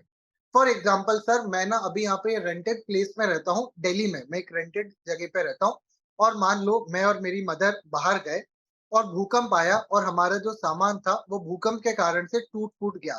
तो क्या मैं अपने मकान मालिक के ऊपर केस फाइल कर सकता हूँ और ये कह सकता हूँ कि आपके कारण से आपके घर में मेरा सामान खराब हो गया? ऑब्वियस सी बात है, मकान मालिक कहेगा कि भाई मेरी क्या गलती थी, मैं पकड़ के थोड़ी ना हिला रहा था बिल्डिंग को, भूकंप आया, गिर गया, सामान खराब हो गया, मेरी कोई गलती नहीं है। Definitely it will be an exception, this will be under act of God. तो सर एक्ट ऑफ गॉड आपका क्या कहता है कि अगर हार्म कोई ऐसे रीजन के कारण से होता है जो ह्यूमन कंट्रोल के अंदर नहीं है, तो फिर आपको कोई कंपनसेशन नहीं पे करना पड़ेगा, कोई भी तरीके का आपको दिक्कत नहीं आएगी। सर दूसरा केस आता है आपका स्टैट्यूटरी अथॉरिटी। सर हम लोग जाते हैं कि गवर्नमेंट जो है बहुत सारी एक्टिविटीज परफॉर्म करती है जो कि अपने आप में डेंजरस नेचर की या फिर थोड़ी सी अजीब तरीके के नेचर की हो सकती है। सर ऐसे सिचुएशन में अगर गवर्नमेंट कोई भी एक्टिविटी परफॉर्म करती है जिसके कारण से आपको कोई हार्म हो जाता है, तो उस सिचुएशन के लिए गवर्नमेंट रिस्पॉन्सिबल नहीं होगी। सर एक एग्जांपल दे दीजिए। फॉर एग्जांपल अगर मैं कहता हूँ कि सर हमारे यहाँ से ना हाई एक्सटेंशन लाइन्स जा रही थी। हमारे घर पे इलेक्ट्रिसिटी आती थी, गवर्नमेंट की इलेक्ट्रिसिटी आती थी और सर ऐसे सिचुएशन में एक दिन इलेक्ट्रिसिटी ना होने के कारण से ना मैं क्लास नहीं ले पाया। मैं ना क्लास नहीं ले पाया और उसके कारण से मेरे बच्चे और मेरा नुकसान हो गया। मेरी एक क्लास मिस हो गई। अब मैं केस फाइल करना चाहता हूँ गवर्नमेंट के अगेंस्ट ये कहते हुए कि आप जो रिपेयर का काम कर रहे थे ना, जो रिपेयर का काम कर रहे थे, उसके कारण से मैं क्लास नहीं ले पाया और इस सिचुएशन के कारण से मेरे को दिक्कत गई तो मेरे को कंपनसेशन पे करो। सर सरकार कंपनसेशन तो नहीं देगी, 2 डंडे और मारेगी कि हम एक स्टैट्यूटरी अथॉरिटी एक्टिविटी परफॉर्म कर रहे थे। सर हाई एक्सटेंशन लाइन्स को या फिर जो इलेक्ट्रिसिटी वायरिंग है उसको ठीक करना बहुत ज़्यादा इम्पोर्टेंट होता है। अगर वो ठीक नहीं होती है, तो वो कल को हार्म कॉज़ कर सकती है या फिर इलेक्ट्रिसिटी को प्रॉब्लम कॉज़ कर सकती है। तो हम लोग कहते हैं सर अगर स्टैट्यूटरी अथॉरिटी कोई भी एक्टिविटी 1 सेकंड देना यार, 1 सेकंड।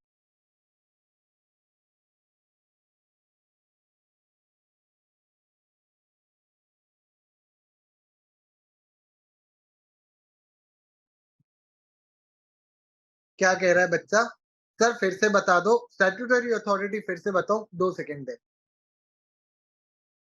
ठीक है। सर स्टैट्यूटरी अथॉरिटी का केस क्या आ रहा है? ध्यान से वापस से सुनो। जैसे मान लीजिए मेरे को इलेक्ट्रिसिटी की ज़रूरत थी, अब हमारे घर में इलेक्ट्रिसिटी गवर्नमेंट ही सप्लाई करती है और ये गवर्नमेंट की ड्यूटी है कि वो इलेक्ट्रिसिटी सप्लाई को मेंटेन करने के लिए रेगुलर बेसिस पे क्लीनिंग वगैरह या जो भी काम होता है उसको कंटिन्यू करते रहे।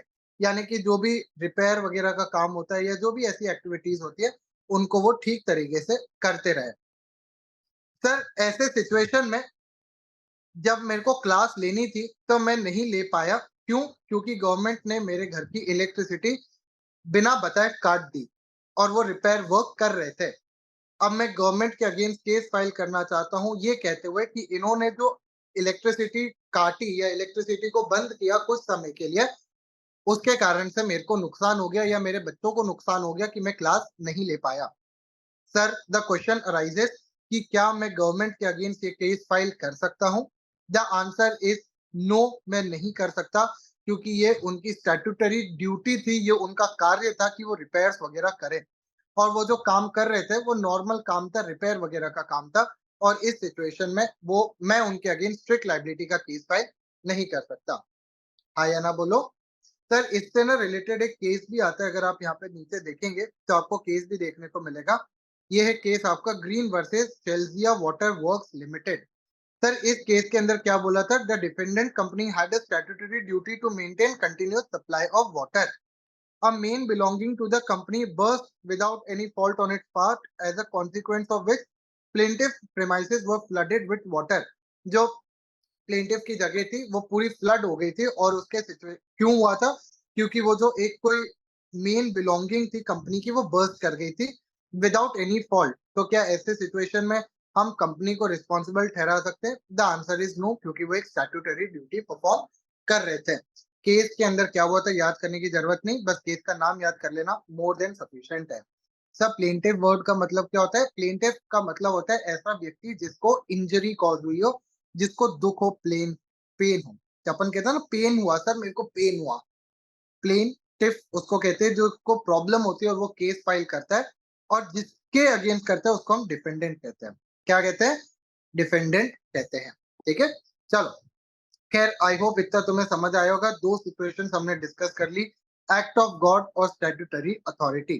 सर तीसरा सिचुएशन आता है हमारे सामने कि act act of third party. Sir अगर किसी थर्ड पार्टी के मिस्टेक के कारण से कोई गलती हो जाती है या कोई इशू कॉज हो जाता है, कोई भी दिक्कत कॉज हो जाती है, तो उसको भी हम उस सिचुएशन के लिए भी हम रिस्पॉन्सिबल नहीं होंगे। सर एक एग्जांपल दे दो, नॉर्मल एग्जांपल ही ले लेते हैं कि सर यहाँ पे मेरी गाड़ी खड़ी थी, यहाँ पे सामने वाली की गाड़ी खड़ी थी और यहाँ पे एक पीछे की गाड़ी खड़ी थी। सर इस गाड़ी ने बोट नहीं है, वह गाड़ी है। सर इस गाड़ी वाले ने मेरे को ठोका और मैंने आगे वाले में ठोका। सर ऐसे में क्या ये मेरे से कंपनसेशन माँग सकते हैं क्या? द आंसर इज नो, क्योंकि इसमें मेरी कोई मिस्टेक नहीं थी, मेरी कोई गलती नहीं थी। अगर इनको कंपनसेशन मांगना है तो इनसे मांगे, क्योंकि गलती इस व्यक्ति की थी, इसने मेरे ऊपर किया और इसके कारण से मैंने जाके आगे गाड़ी को ठोक दिया। तो भैया गलती इस व्यक्ति की थी, कंपनसेशन इस व्यक्ति को पे करना पड़ेगा। ये क्या होगा हमारा? Act of third party. क्या कहलाएगा बच्चों? ये एक्ट ऑफ थर्ड पार्टी। ठीक है सर। बच्चे कह रहे सर यूएफओ बनाया आपने, ऐसा मारूंगा ना, तुम जानते नहीं हो ये मॉडर्न आर्ट है।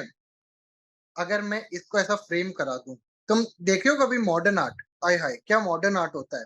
मॉडर्न आर्ट ना इंटरप्रिटेशन पे चलता है। अगर मैं इसको बना दूं ना तो करोड़ों में बिकेगा फॉरेन में, तुम जानते नहीं हो। तुम बच्चे हो ना यार, ऐसी ड्राइंग कहाँ मिलेगी तुम्हें देखने को। चलो आओ इधर। तो सर हमने तीन सिचुएशन डिस्कस कर ली, act of God, statutory authority and act of third party. Sir चौथा केस आता है हमारे पास, plaintiff own default. Plaintiff own default. Sir plaintiff own default का मतलब क्या होता है? प्लेंटिफ ने खुद ही कोई गलती की है, आप बैल मुझे मार वाली हरकत की है, तो सर उस सिचुएशन के लिए प्लेंटिफ खुद ही रिस्पॉन्सिबल होगा, मैं रिस्पॉन्सिबल नहीं होऊंगा। जैसे हम लोग इसका अगेन क्लासिक एग्जांपल जो लेते हैं, मेरे घर में कुत्ता बंद था, आई हैड अ डॉग, और सर एक कुत्ता बंद था। आपको पता नहीं उस कुत्ते को देख के क्या प्यार आया, आप आए, आपने उसकी लीश छुड़वाई, और सर लीश छुड़वा के उसके साथ खेलने लग गए। आपने कहा उली उली उली, उली उली उली, उली उली उली। उसने भी कहा तू मेरे साथ खेल रहा है, मैं तेरे साथ खेलूंगा। और जब कुत्ते ने खेलना शुरू किया तो ये, अरे कहाँ गया? तो जब कुत्ते ने खेलना शुरू किया तो वो ना कुत्ता यहाँ तक पहुंच गया, उली उली उली, उली उली उली, और सर आपको उसने काट दिया। सर गलती किसकी थी? मेरी थी या आपकी थी? ऑब्वियस सी बात है कि ये जो व्यक्ति है इसकी खुद की गलती थी, इसका खुद का इशू था, और इसके कारण से मैं रिस्पॉन्सिबल नहीं होऊंगा, मैं रिस्पॉन्सिबल नहीं होऊंगा। यहाँ पे प्लेंटिफ की खुद की गलती थी, प्लेंटिफ खुद ही कुत्ते के साथ खेलने आया, मैंने तो कुत्ते को अच्छी तरीके से बांध के रखा था। तो भाई ऐसे सिचुएशन में आप ही रिस्पॉन्सिबल होंगे, आपकी ही गलती है। ईशान समझ में आया नहीं आया एक बार बताओ? ईशान मेरे लल्ला समझ में आया या नहीं आया? ईशान कह रहा है सर एक बार थर्ड वाला फिर से बता दो, एक्ट ऑफ थर्ड पार्टी का मतलब क्या होता है? सर किसी और की गलती के कारण से अगर मेरे से कोई मिस्टेक हो जाती है तो मैं उसके लिए रिस्पॉन्सिबल नहीं होऊंगा। जैसे सर एक एग्जांपल और दे दो। मैं रास्ते पे जा रहा था, मैं सड़क पे ना ऐसे अपनी गाड़ी चला रहा था, यहाँ पे एक गड्ढा आया जिसके कारण से मेरी गाड़ी डिसबैलेंस हुई, और आप यहाँ पे खड़े थे, आपने जाके ठुक गई, ज्यादा तेज नहीं लगी, बस ठुक गई। तो सर ऐसे सिचुएशन में क्या मैं रिस्पॉन्सिबल होऊंगा क्या? द आंसर इज नो, क्योंकि मेरी गलती नहीं थी, इस गड्ढे के कारण से दिक्कत हो गई। प्रोवाइडेड प्रोवाइडेड कि मैं सही स्पीड पे ठीक तरीके से गाड़ी चला रहा हूँ। तो अगर मेरी डायरेक्टली कोई गलती नहीं थी, गलती से हो गया या किसी और थर्ड पार्टी के मिस्टेक के कारण से हो गया, तो मैं उसके लिए रिस्पॉन्सिबल नहीं होऊंगा। ये होता है हमारा एक्ट ऑफ थर्ड पार्टी। क्या होता है भैया? Act of third party. समझ में आया? आया ना बोल दो एक बार। ठीक है, तो हमने ये चार चीजें समझ ली। अब पांचवा केस आता है सर, प्लेंटिव कंसेंट, या कंसेंट ऑफ द प्लेंटिव इसको बोल लेते हैं। Consent of plaintiff. सर अगर प्लेंटिफ ने खुद कंसेंट दे के रखी है कोई हार्म के लिए, तो सर ऐसे सिचुएशन में अगेन प्लेंटिफ रिस्पॉन्सिबल होगा, मैं रिस्पॉन्सिबल नहीं होऊंगा। सर एक एग्जांपल दे दो। सर एक बॉक्सिंग का मैच था, दो प्लेयर्स इसके अंदर बॉक्सिंग कर रहे थे। ऑब्वियस सी बात है, बॉक्सिंग में लगने लगाने की ऑब्वियस सी बात होती है, और दोनों प्लेयर्स इस बात को कंसेंट देते हैं कि अगर उनको लगती है तो वो उस चीज के लिए रिस्पॉन्सिबल होंगे, कोई और रिस्पॉन्सिबल नहीं होगा। ये बात बहुत ही नॉर्मल सी होती है। अब मान लो ये ना अपना बॉक्सिंग खेल रहे थे, और बॉक्सिंग में इसने ऐसा एक तेजी का पंच मारा, ऐसे करके पप्पी नहीं देना है, ऐसे मार देते हैं, ऐसे इसने पंच मारा कि सर इसको ना ज्यादा तेजी की लग गई। सर ऐसे सिचुएशन में क्या ये व्यक्ति या फिर ये जो ऑर्गेनाइजेशन टूर्नामेंट करवा रहा था वो रिस्पॉन्सिबल होगा क्या? हाँ या ना बोलो, वो रिस्पॉन्सिबल होगा या नहीं होगा? टूर्नामेंट जो करवा रहा था वो रिस्पॉन्सिबल होगा या नहीं होगा?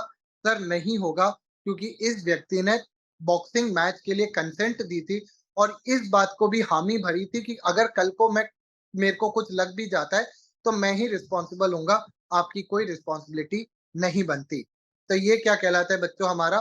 Consent of the plaintiff. क्या कहलाता है बच्चों? Consent of the plaintiff.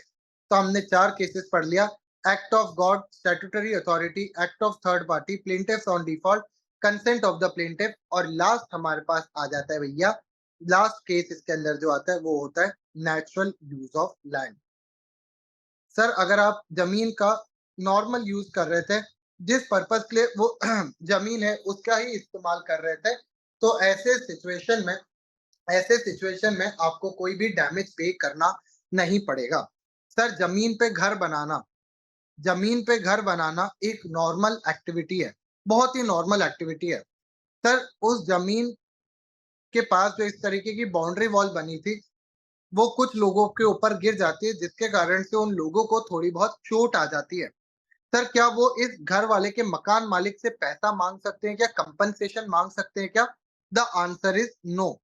क्योंकि घर बनाना ज़मीन पे एक बहुत ही नॉर्मल एक्टिविटी है, नेचुरल एक्टिविटी है और अगर आपको कोई हार्म हो जाता है, तो उसके लिए वो घर वाला रिस्पॉन्सिबल नहीं होगा। Again it is important to note कि ये एक रेलेवेंट कंडीशन है कि ये जो घर बनाया गया हो, ये कंप्लीट प्रॉपर तरीके से घर बना हो, यानी कि आपके पास जो रिक्वायर्ड अप्रूवल्स है, परमिशंस है, वो हो और आपने ठीक तरीके से घर बनाया हो। अगर आपने गलत तरीके से घर बनाए हैं या फिर इल्लीगल तरीके से घर बनाया है और कल को ये घर गिर जाता है, तो फिर हम उसको नेचुरल यूज़ ऑफ लैंड नहीं कहेंगे। सर एक एग्ज़ाम्पल दे दो। जैसे मान लीजिए आपने देखा होगा कि कई बार बिल्डिंग्स के अंदर ना आपको हर फ्लोर कंस्ट्रक्ट करने के लिए ना गवर्नमेंट से अप्रूवल लेना होता है। कुछ बिल्डिंग्स को सिर्फ़ 3 फ्लोर्स तक ही अलाउ किया जाता है, फिर भी वो ना ऊपर के 2 माले एक्स्ट्रा तान देते हैं। अब सर मान लो ये जो 2 एक्स्ट्रा के माले ताने इनने, उसमें अगर कोई भी दिक्कत हो जाती है और यहाँ पे रखा हुआ सामान अगर डैमेज हो जाता है, क्या ये टॉट में आएगा क्या? द आंसर इज़ येस, क्योंकि ये जो 2 फ्लोर कंस्ट्रक्ट किए गए थे, वो इल्लीगल तरीके से बनाए गए थे और अगर आप कोई भी इल्लीगल तरीके से काम करते हो, तो उसको हम नेचुरल यूज़ ऑफ लैंड नहीं मानते। हाँ या ना बोलो? हाँ या ना बोलो? समझ में आया? Sir natural use of land के लिए आपको लीगल काम करने पड़ेंगे, इल्लीगल एक्टिविटीज़ करोगे या कुछ ऐसी स्टूपिड एक्टिविटीज़ करोगे जो कि नॉर्मल ह्यूमन्स कभी नहीं करते, तो हम उसको नहीं काउंट करेंगे इसके अंदर। सर जैसे कि कुत्ता पालना एक नॉर्मल यूज़ होता है, एक नेचुरल यूज़ ऑफ लैंड होता है, पर क्रोकोडाइल पालना नेचुरल यूज़ ऑफ लैंड नहीं होता। कुछ समय पहले एक शो आता था, weird things in the world करके, हिस्ट्री टीवी 18 पे आता था, कुछ तो ऐसा नाम था, जिसके अंदर वो लोगों के ना अनोखे चीज़ों के बारे में बताते थे और वो कहते थे कि यहाँ पे क्या-क्या अनोखा चल रहा है दुनिया में आप देखो। तो एक कन्या थी, आई थिंक सो यूएस की वो लेडी थी और उसको ना जो ये होते थे, क्या नाम थे? स्नेक्स, स्नेक्स पालने का बहुत शौक था, वो स्नेक्स को पालती थी। सर स्नेक पालना एक बहुत ही अनरीज़नेबल एक्टिविटी है और इनफैक्ट वो कहती थी कि मैं ना स्नेक को घुमाने भी लेके जाती हूँ, मैंने उसके गले पे पट्टा भी बाँध के रखा है। यानी पता नहीं लोग क्या-क्या करते हैं दुनिया में, कितने ही फ्री होते हैं, मैं घूमने लेके जाती हूँ। सर अगर उस स्नेक ने पप्पी दे दी, उस स्नेक ने पप्पी दे दी, तो सर क्या ऐसे सिचुएशन में ये नेचुरल यूज़ ऑफ लैंड कहलाएगा क्या? The answer is no, it will not be a natural use of land. पर सर वही स्नेक अगर किसी म्यूजियम में रखा है या फिर किसी साइंटिफिक लैब में रखा हुआ है, सर साइंटिफिक लैब में रखा हुआ स्नेक और ऐसे घर पे रखा हुआ स्नेक में फ़र्क है। साइंटिफिक लैब में रखा हुआ snake will be considered as a natural use of land, क्योंकि उनके पास उसके परमिट्स वगैरह होते हैं, प्रॉपर तरीके की चीज़ें होती हैं, प्रॉपर वो कॉशन रखते हैं। तो आपको ये बात का ध्यान रखना पड़ेगा और यहीं पे लॉ ट्रिकी होता है। लॉ कभी भी ऐसा नहीं होता कि आपने एक चीज़ पढ़ी और वो ऐसे ही लग जाएगा। 2 + 2 = 4 कभी भी लॉ में नहीं होता। लॉ में कुछ चीज़ें नहीं आती है, चली जाती है, सिचुएशनल बेस्ड चीज़ें बहुत ज़्यादा होती है। आया ना? तो आई होप तुम्हें इतना समझ में आया होगा, मैंने थोड़ा-सा एक्स्ट्रा ज्ञान भी पेल दिया। पर आई होप तुम्हें ये 6 कंडीशन समझ आई होगी या 6 डिफेंसेस समझ आए होंगे जो हम क्लेम कर सकते हैं in case of strict liability. Again याद रखना, एब्सोल्यूट लायबिलिटी के केस में आपको अलाउड नहीं होता है कोई भी तरीके का डिफेंस क्लेम करना। हाँ या ना बोलो। ओ भाई, सर मेरा वाईफाई ऑफ हो गया था 6 पॉइंट में, तभी मैं क्या करूँ? वाईफाई बंद किया हूँ, क्या करूँ? सर 6 पॉइंट से इतना कह रहा है नेचुरल यूज़ ऑफ लैंड जो रहेगा, अगर आप अपने ज़मीन का नॉर्मल इस्तेमाल कर रहे हैं, तो कोई प्रॉब्लम नहीं है। आप उसको भी एज़ अ डिफेंस क्लेम कर सकते हैं। ठीक है? आप कोई कमर्शियल एक्टिविटी परफॉर्म कर रहे हैं, घर बना रहे हैं, जो कि नॉर्मल यूज़ ऑफ लैंड है with all the permits required, तो सर ऐसे सिचुएशन में आपका कोई दिक्कत नहीं है।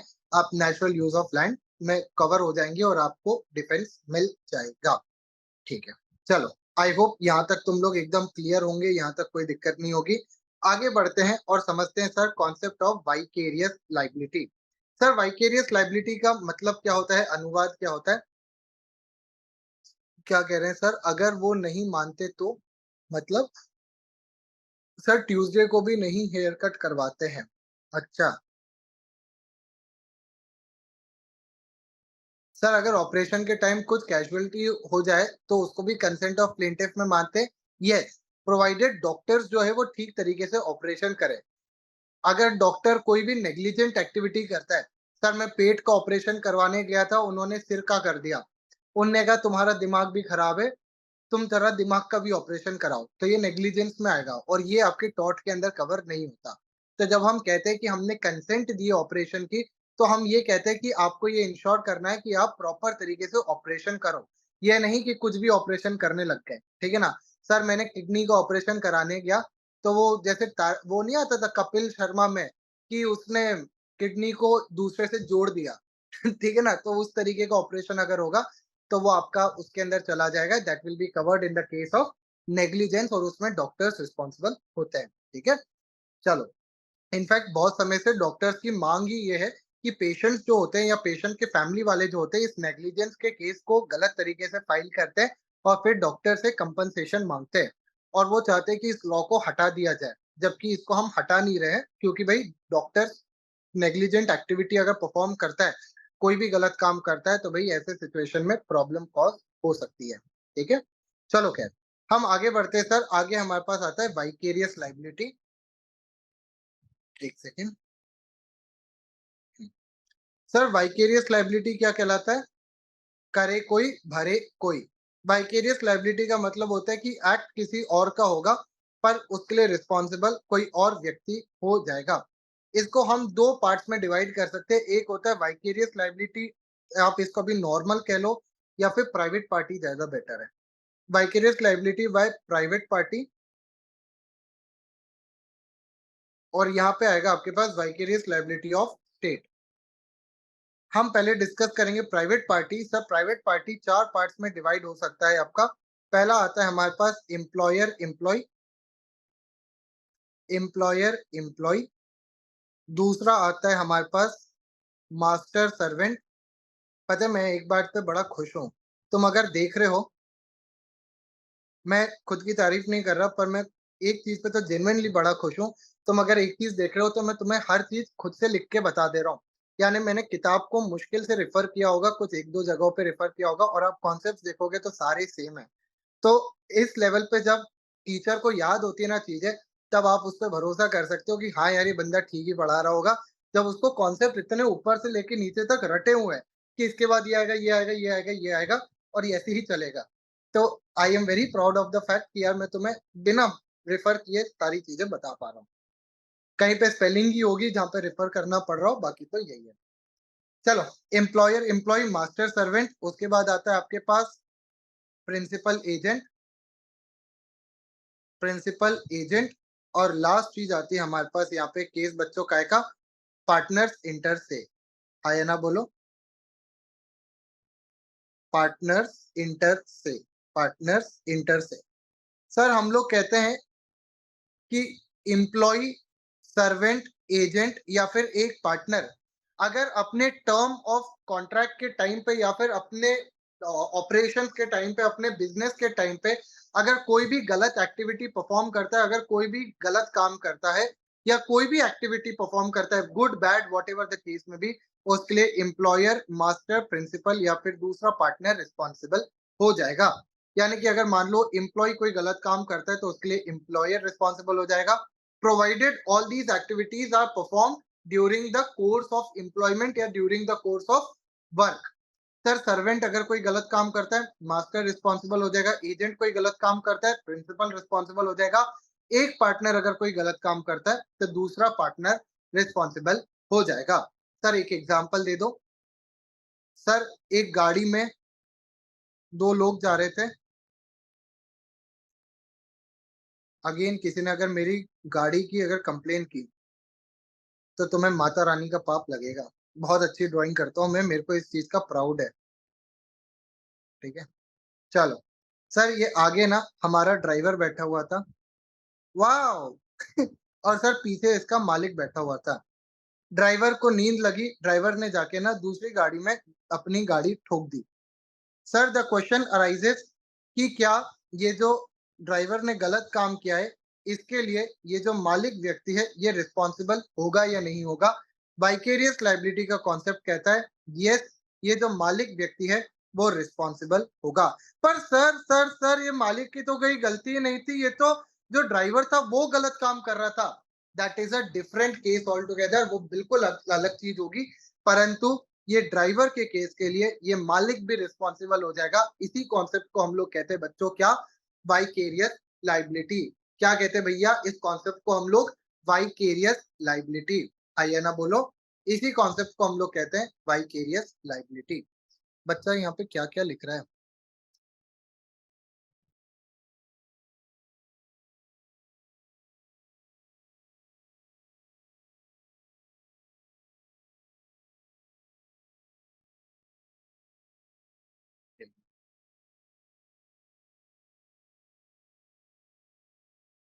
हाँ सर, हमें भी है आपके ऊपर, आखिर आप हमारे टीचर जो हो। Thank you sir. सर एक चीज बताओ, एक सर्वेंट ने अपने मास्टर के घर पे किसी के साथ मारपीट कर दी मास्टर की एब्सेंस में, तो कौन रिस्पॉन्सिबल होगा? डेफिनेटली मास्टर रिस्पॉन्सिबल होगा। अगर सर्वेंट ने कोई भी गलत एक्टिविटी की है during the course of his और हर एम्प्लॉयमेंट, ठीक है, तो मास्टर रिस्पॉन्सिबल होगा। सर क्या ये जो मालिक है ये सब्सिक्वेंटली अपने इस आदमी से पैसा मांग सकता है क्या? अपने ये एम्प्लॉय से या फिर ये ड्राइवर से पैसा मांग सकता है क्या? डेफिनेटली मांग सकता है। That is a different story all together. पर अभी तो ये व्यक्ति रिस्पॉन्सिबल होगा। हाँ या ना बोलो, ये व्यक्ति रिस्पॉन्सिबल होगा। ठीक है, इसी कॉन्सेप्ट को हम लोग कहते हैं the concept of vicarious liability.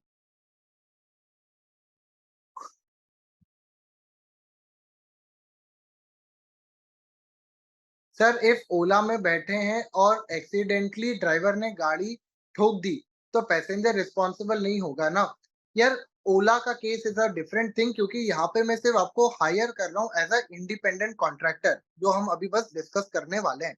तो सर इंडिपेंडेंट कॉन्ट्रैक्टर का केस अभी हम डिस्कस करेंगे। ओला का केस उसमें जाता है, या आप अगर ऑटो वगैरह बुक करते हो। पर यहाँ पे हम लोग बात कर रहे हैं, अगर ये ड्राइवर था ही सिर्फ इसी व्यक्ति का, तो डेफिनेटली ये व्यक्ति रिस्पॉन्सिबल हो जाएगा। मेरे फोन में बैटरी कम है, एक सेकंड में इसको चार्जिंग पे लगा, चार्जिंग पे लग जाएगा क्या? बस एक सेकंड देख ले। चार्जिंग पे यार, ये तो चार्जिंग पे लग ही नहीं पाएगा। ओहो, क्या कर सकता है इसके लिए? फिर पंगा कॉस कर देगा, पंगा कॉस कर देगा। चलो देखते हैं, जब तक चलता है तब तक ठीक है, नहीं तो फिर बाद में घुमाना पड़ जाएगा। ठीक है। huh. सर इसके एक्सेप्शंस भी होते हैं। इसका एक एक्सेप्शन आएगा आपके सामने सिर्फ, वो है इंडिपेंडेंट कॉन्ट्रैक्टर का, वो भी हम डिस्कस करेंगे। Correct, the owner will be responsible. ठीक है। सर अगर ड्राइवर ड्रंक तरीके से गाड़ी चला रहा था, डेफिनेटली रिस्पॉन्सिबल होगा। अगर जो एक्ट हुआ है वो during the course of employment हुआ है तो बिल्कुल होगा। ठीक है, डेफिनेटली होगा। हमें इससे फर्क नहीं पड़ता कि क्या जो एम्प्लॉय जो मालिक था उसको पता था या नहीं पता था, पर मालिक विल बी रिस्पॉन्सिबल। एक एग्जांपल और इसका जो क्लासिक एग्जांपल दिया जाता है, भाई आपने सुना होगा कभी ड्राइवर्स जो होते हैं अगर वो गाड़ी ठोक देते हैं या किसी को उड़ा देते हैं, तो सर वो जो बस वगैरह होती है ना, उस बस को जब्त कर लिया जाता है। जैसे मान लो बस है, सर इस बस ने ना किसी को जाके ठोक दिया और किसी की अगर डेथ वगैरह हो जाती, वो तो खैर क्रिमिनल एक्ट में आता है, पर सर इस बस का जो भी ओनर होगा ना, उस ओनर को भी रिस्पॉन्सिबल ठहराया जाता है, इस बस को जब्त कर लिया जाता है। भले ही ओनर को हम लोग कोई भी तरीके से मर्डर के रूप में या उसके रूप में रिस्पॉन्सिबल नहीं ठहराते, पर definitely owner is considered responsible, compensation के रूप में कंपनसेशन देना पड़ जाता है। ठीक है, तो ये वाली चीज होगी। और सर अगर ओनर आर्टिफिशियल पर्सन है तो भी रिस्पॉन्सिबिलिटी बनेगी, डेफिनेटली बनेगी। ठीक है, तो हमें मैटर नहीं करता कि बने यानी वो किस तरीके का व्यक्ति है, बस रिस्पॉन्सिबिलिटी बनेगी। सर अगला इसके अंदर आता है एक एक्सेप्शन, जो कि है आपका case of independent contractor. Sir independent contractor का मतलब क्या होता है?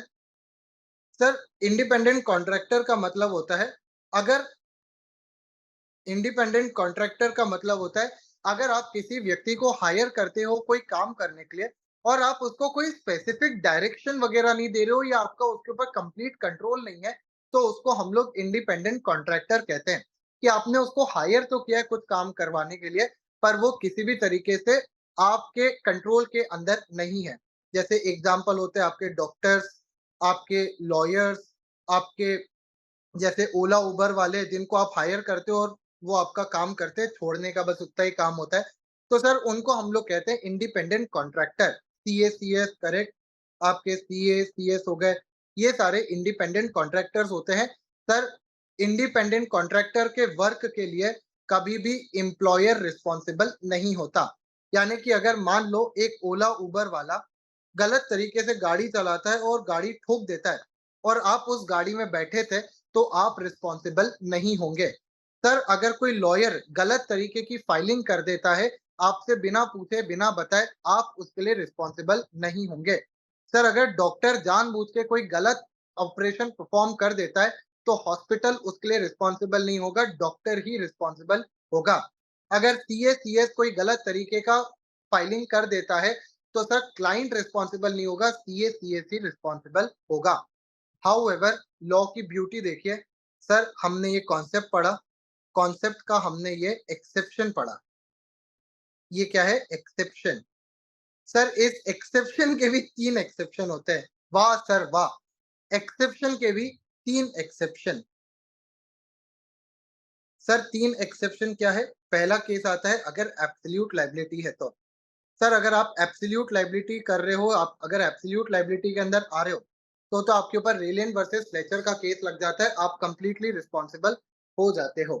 ठीक है, ठीक है। तो सर पहला केस आता है, अच्छा वापस से let's get back to the topic. Sir vicarious liability पढ़ रहे थे। वाइकेरियस लायबिलिटी के 3 एक एक्सेप्शन होता है इंडिपेंडेंट कॉन्ट्रैक्टर और उसका भी 3 एक्सेप्शंस होते हैं, जिसका पहला एक्सेप्शन हम देख रहे हैं एब्सोल्यूट लायबिलिटी।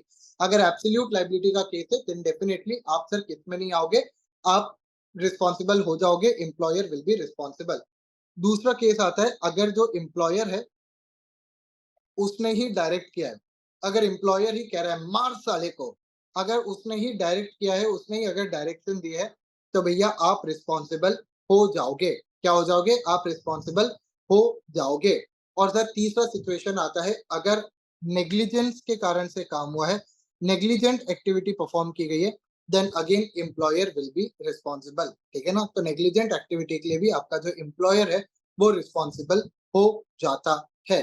तो ये 3 सिचुएशंस में आपके जो वाइकेरियस लायबिलिटी का केस बनता है, उसके अंदर आपका एम्प्लॉयर रिस्पॉन्सिबल बन जाता है आपके इंडिपेंडेंट कॉन्ट्रैक्टर के एक्ट के लिए भी। सर अगली चीज आती है स्टेट का वाइकेरियस लायबिलिटी। हम लोग कहते हैं कि सर स्टेट के जो गवर्नमेंट एम्प्लॉइज होते हैं, अगर वो कोई भी गलत काम करते हैं, कोई भी तरीके का काम करते हैं, तो ऐसे सिचुएशन में क्या स्टेट की लायबिलिटी बनेगी या नहीं बनेगी? हम लोग कहते हैं कि डेफिनेटली सरकार की भी रिस्पॉन्सिबिलिटी होगी, government will also be responsible. हमारे देश में हम लोग बड़े ही क्लियर बेसिस पे कहते हैं कि अगर आपको गवर्नमेंट ऑफ इंडिया के अगेंस्ट केस फाइल करना है, तो आप यूनियन ऑफ इंडिया के नाम पे केस फाइल कर सकते हैं। और अगर आपको स्टेट के अगेंस्ट केस फाइल करना है, तो आप स्टेट ऑफ मध्य प्रदेश या फिर state of Madras, sorry state of Maharashtra, state of Tamil Nadu, state of Telangana, ऐसे करके आप केस फाइल कर सकते हैं। सर ये कौन से आर्टिकल में दिया है? आर्टिकल नंबर 300 के अंदर ये बात दी गई है, आप बिल्कुल केस फाइल कर सकते हो, कोई दिक्कत नहीं है। हाउएवर याद रखिएगा कि state will not be responsible for the statutory activity perform by the government employees. अगर गवर्नमेंट एम्प्लॉयज कोई भी तरीके की स्टैट्यूटरी एक्टिविटी परफॉर्म करते हैं तो उस सिचुएशन के लिए गवर्नमेंट रिस्पॉन्सिबल नहीं होगी। याद हो तो हमने इसके बारे में पढ़ा भी था कि अगर मान लीजिए पुलिस वाले लाठी चार्ज कर देते हैं नॉट सही तरीके से, गलत तरीके से कर रहे हैं तो बिल्कुल रिस्पॉन्सिबल होंगे, पर अगर सही तरीके से लाठी चार्ज कर देते हैं और उसके कारण से आपको लग जाती है तो आप गवर्नमेंट के अगेंस्ट केस फाइल नहीं कर सकते। या फिर अगर सर पुलिस वाले आपको डिटेंशन के अंदर डाल देते हैं, आपको बंद कर देते हैं क्योंकि उनको डर रहता है कि आप दंगे वगैरह करवा सकते हो, अगेन आप गवर्नमेंट के अगेंस्ट केस फाइल नहीं कर पाओगे। तो अगर पुलिस वाले या फिर जो गवर्नमेंट है वो कोई स्टैट्यूटरी फंक्शन परफॉर्म कर रही है, पीस एक्टिविटीज हो गई, जैसे पीस एंड हार्मनी मेंटेन करना है, सॉवरेनिटी ऑफ इंडिया को मेंटेन करना है, इंटीग्रिटी को मेंटेन करना है, पब्लिक ऑर्डर को मेंटेन करना है, उस एक्टिविटीज के लिए आप स्टेट के अगेंस्ट कभी भी केस फाइल नहीं कर सकते। आया ना? सर इसका एक इंपॉर्टेंट केस जो आता है इंडिया में वो है आपका रूदल शाह, ये आपकी किताब में नहीं लिखा है पर पूछा गया है एक बार, Rudal Shah versus Rudal Shah versus state of Bihar, या फिर इसका दूसरा केस आता है हमारे पास नलिनी का, नलिनी। सर इन दोनों केसेस में क्या बोला गया था? इन दोनों केसेस में यही बोला गया था कि अगर गवर्नमेंट अपनी ये स्टेट फंक्शन को परफॉर्म कर रही है then government will not be responsible. पर अगर हाँ, जो गवर्नमेंट ऑफिशियल्स है वो अपने पावर्स का गलत इस्तेमाल करते हैं, कोई भी गलत काम करते हैं, अपने पावर्स को एक्सीड कर जाते हैं, then definitely government will be responsible for the same. हाँ या ना बोलो, यहाँ तक तुम लोग मेरे साथ हो? है ना बोलो। सर बोथ केसेस में ऐसे स्टेट सिर्फ स्टेट के केसेस में, बोथ केसेस स्टेट ऑफ, अगर आप स्टेट के अगेंस्ट करना चाहते हैं तो स्टेट ऑफ मध्य प्रदेश, राजस्थान, ये सारी चीजें आ जाएंगी। और गवर्नमेंट के अगेंस्ट केस यानी सेंट्रल गवर्नमेंट के अगेंस्ट केस फाइल करना चाहते हैं तो यूनियन ऑफ इंडिया का नाम आएगा। जैसे हम लोग पढ़ रहे हैं ना यहाँ पे स्टेट ऑफ बिहार, यहाँ पे किसके अगेंस्ट केस फाइल किया गया है? बिहार के अगेंस्ट, तो स्टेट ऑफ बिहार आ जाएगा। ठीक है, ठीक है। सर स्टेट ऑफ राजस्थान वाला जजमेंट इसका पार्ट है बिल्कुल, ये नलिनी वाला जो केस है ना, नंदिनी है या नलिनी है एक बार देख लेंगे अपन, मेरे ख्याल से नलिनी ही है। Nalini versus state of Rajasthan है केस, है ना, ये वाली चीज। ठीक है सर, गवर्नमेंट ऑफिशियल्स मतलब गवर्नमेंट एम्प्लॉइज ना, करेक्ट, गवर्नमेंट ऑफिशियल्स मतलब गवर्नमेंट एम्प्लॉइज। ठीक है भैया, तो हमारा वाइकेरियस लाइबिलिटी तक का भी पार्ट कंप्लीट होता है। हमने सारे केसेस देख लिए, अच्छी तरीके से सारी चीजें देख ली। अब हमारे पास यहाँ पे दूसरा पोर्शन आता है जो कि है हमारा फिजिकल हार्म। अगर यहाँ तक सभी लोग साथ हो तो एक बार फिजिकल हार्म और देख लेते हैं, सिंपल डिम्पल सा टॉपिक है, कोई दिक्कत जाएगी नहीं, इसमें तो तुम्हारा इंटरेस्ट भी आता है तो कोई प्रॉब्लम नहीं आएगा। कोई भी डाउट हो तो पूछ लो, अदरवाइज अपन लोग फिजिकल हार्म के साथ शुरू करते हैं।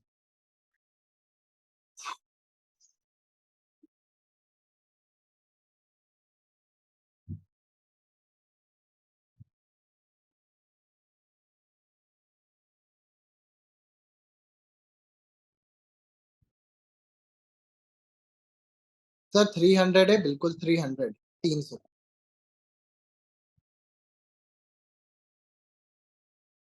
सर रोड साइड फाइट भी टॉट है, अभी अपन पढ़ेंगे ना फिजिकल हार्म में, तो देखते हैं टॉट है या नहीं है। चलिए शुरू करें।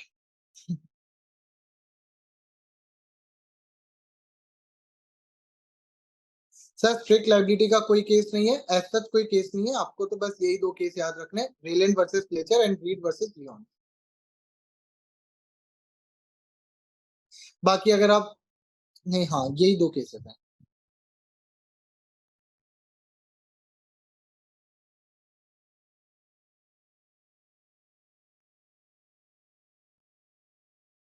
ठीक है, चलिए अब हम डिस्कस करते हैं कॉन्सेप्ट ऑफ फिजिकल हार्म। प्रेम मैंने तेरा मैसेज देख लिया और तेरे मैसेज को बहुत ही सक्सेसफुली इग्नोर भी कर दिया। ठीक है, चलो सर अब हम डिस्कस करते हैं physical harm. Sir physical harm के अंदर हम लोग कहते हैं, याद रखना बच्चों, यहाँ पे छोटे मोटे हार्म आते हैं, अगर आप किसी के ऊपर मेजर हार्म कॉज कर रहे होते हैं तो वो सारी चीजें यहाँ पे नहीं आती।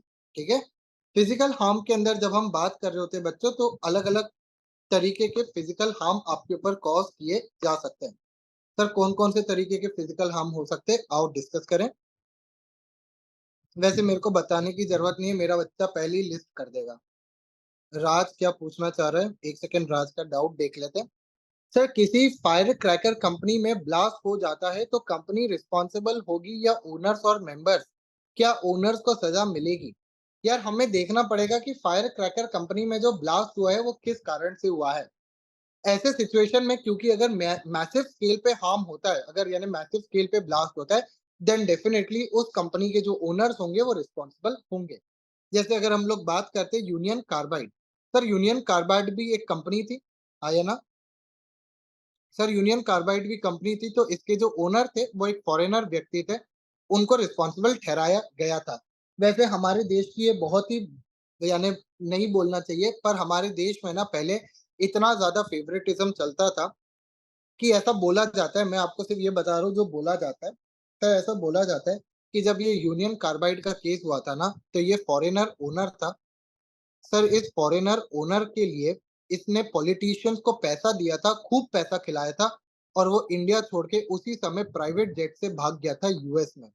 यूएस में फॉरेन भाग गया था और उसने इंडियन पॉलिटिशियन को जो उस समय के हमारे चीफ मिनिस्टर थे, अंधा पैसा खिलाया था और वो यूएस भाग गया था। यूएस में उसके अगेंस्ट कभी कोई केस नहीं चला, कभी इंडिया ने कोई जस्टिस भी डिमांड नहीं किया, कुछ भी नहीं किया। मेरे को कभी-कभी लगता है अगर मोदी जी होते तो उसको वहीं से घसीट के ले आते, पर ठीक है। पर उसके अगेंस्ट कोई केस नहीं चला, वो बढ़िया मज़े से मज़े करता रहा और उसकी लास्ट में 96 या 97 की एज में ही डेथ हुई। तो उसने कोई भी वो नहीं किया। तो इस तरीके का चीज़ था। तो हाँ, वो जो ओनर भाई साहब थे, हमारे फॉरेन के ओनर भाई साहब थे, वो जो थे, वो डेफ़िनेटली रिस्पॉन्सिबल ठहराए जाते इस चीज़ के लिए। ठीक है? यार जितेश, जिस चीज़ को आप स्कैम बोल रहे हैं, I don't think so it is scam. I think it is lot more method कि इंडियन स्टॉक मार्केट को गिराया जाए। Currently there is no scam. आप अगर आपको पढ़ने की इच्छा है तो आप सुप्रीम कोर्ट का जजमेंट पढ़िएगा। इनफैक्ट सेबी की पूरी रिपोर्ट है, अगर आप उसको पढ़ेंगे तो आपको पता चलेगा कि जो बिज़नेस ट्रांज़ैक्शंस की बात की जा रही है वो बड़ी ही नॉर्मल है। तो अडानी के केस में एज़ सच हमें कोई भी स्कैम देखने को एटलीस्ट मेरे को तो नहीं समझ आया। जब मैंने भी पढ़ा तो मेरे को तो नहीं समझ आया, ये मेरा था। जब हिंडनबर्ग ने रिपोर्ट निकाली थी, तो उन्होंने बहुत सारी बातें बताई थी, पर मैक्सिमम झूठी थी। यानी झूठी तो नहीं कहेंगे पर वो पार्शियल ट्रूथ था। यानी आपने ये कहा कि सर 24 घंटे में से 8 घंटे रात होती है। आपने ये सच बात बोली, पर आपने पूरी फुल स्टोरी तो बताई नहीं कि भाई 8 घंटे के बाद जो रिमेनिंग टाइम है उस दिन दिन भी तो होता है, सूरज भी तो निकला होता है। तो वो वाली चीज़ आपको वहाँ पे देखने को मिलती है। तो मेरे को नहीं लगता कि वहाँ पे कुछ भी ऐसा चीज़ था। बट हाँ, हिंडम और आप जानते ही होंगे कि हिंडनबर्ग जो है वो एक तरीके का शॉर्ट सेलर है। वो इंडिया के अंदर पैसा लगा के कमाना चाहता है। आप जानते हैं एफएनओ करके एक स्कीम होती है। आप पढ़िएगा, फ्यूचर्स एंड ऑप्शंस करके एक स्कीम होती है जिसके अंदर trillions and trillions of dollars का पैसा इंडिया से बाहर चला जाता है क्योंकि इंडिया के जो कुछ बेवकूफ वो है क्या कहते हैं उसको इन्वेस्टर्स हैं, वो इतने ज़्यादा सेंटिमेंट ड्रिवन होते हैं कि वो एफएनओ में जल्दी पैसा कमाने के लिए पैसा लगाते हैं और फिर वो पैसा ऊपर-नीचे तो मार्केट होता ही है। ये जो बाहर की कंपनीज़ होती है जैसे हिंडनबर्ग जैसी कंपनीज़, ये इसका फ़ायदा उठाती है और यूज़ करती है। मैं सारी चीज़ें बता दूँ, ये सारी की सारी चीज़ें मैं on the basis of opinion बोल रहा हूँ। ये सिर्फ़ ओपिनियनेटेड बातें हैं, मैं किसी के अगेंस्ट कोई इल्ज़ाम नहीं लगा रहा, ना ही कोई गलत बात कह रहा हूँ। हो सकता है हिंडनबर्ग वाले जो कह रहे हो वो सच हो सकता है जो कह रहे हो वो गलत हो। I am nobody to decide, but मैं आपको सिर्फ़ वही बता रहा हूँ जो सुप्रीम कोर्ट के जजमेंट में लिखा है। उन्होंने तो साफ तरीके से अडानी को क्लीन चिट दी है और मेरे को लगता है कि हमारे देश का सुप्रीम कोर्ट बहुत ही ज़्यादा नेक है। ऐसा नहीं है कि खराब है हमारे देश का सुप्रीम कोर्ट, जस्टिस करता है। बहुत सारे देशों के सुप्रीम कोर्ट बिकाऊ भी होते होंगे, पर हमारे देश का तो नहीं है, ये मेरी गारंटी है। तो सर अगर वो कह रहे हैं तो बात में दम है, ठीक है? तो ये वाली चीज़ है और ये हिंडनबर्ग के अगेंस्ट भी चीज़ें आई थी कि भई उन्होंने कुछ तो अडानी के शेयर्स में पैसा लगा के रखा था and they wanted to earn money और इसलिए उन्होंने ये ऐसी रिपोर्ट वगैरह निकाली थी। तो ख़ैर ये सारी चीज़ें होती हैं, तो मेरे को नहीं लगता, बाकी अगर कुछ होगा तो देखते हैं। चलो भाई, भाई ये सारी चीजें ना बड़ी संभल के बोलनी पड़ती है, क्योंकि ये यूट्यूब पे जाएगा और ये फिर बाद में बनेगा केस ऑफ डिफेमेशन। पता चला मेरे पास ना नोटिस आ रहा है हिंडनबर्ग का कि आपने ऐसा ऐसा बोल दिया था, अब जाके हमें अपोलोजाइज करो। तो अपन को नहीं करना ये सब, तो अपन इससे दूर ही रहेंगे। अपन बस मैं आपको ये बता रहा हूँ जो फैक्चुअल चीज है वो यही है आज की डेट में। तो बाकी सर पॉलिटिक्स तो चलती ही रहती है, पॉलिटिक्स तो क्या ही कर सकते हैं। ठीक है, चलो आओ अब अपन ध्यान देते हैं वापस से हमारे मुद्दे की बात पे, जो कि है फिजिकल हार्म।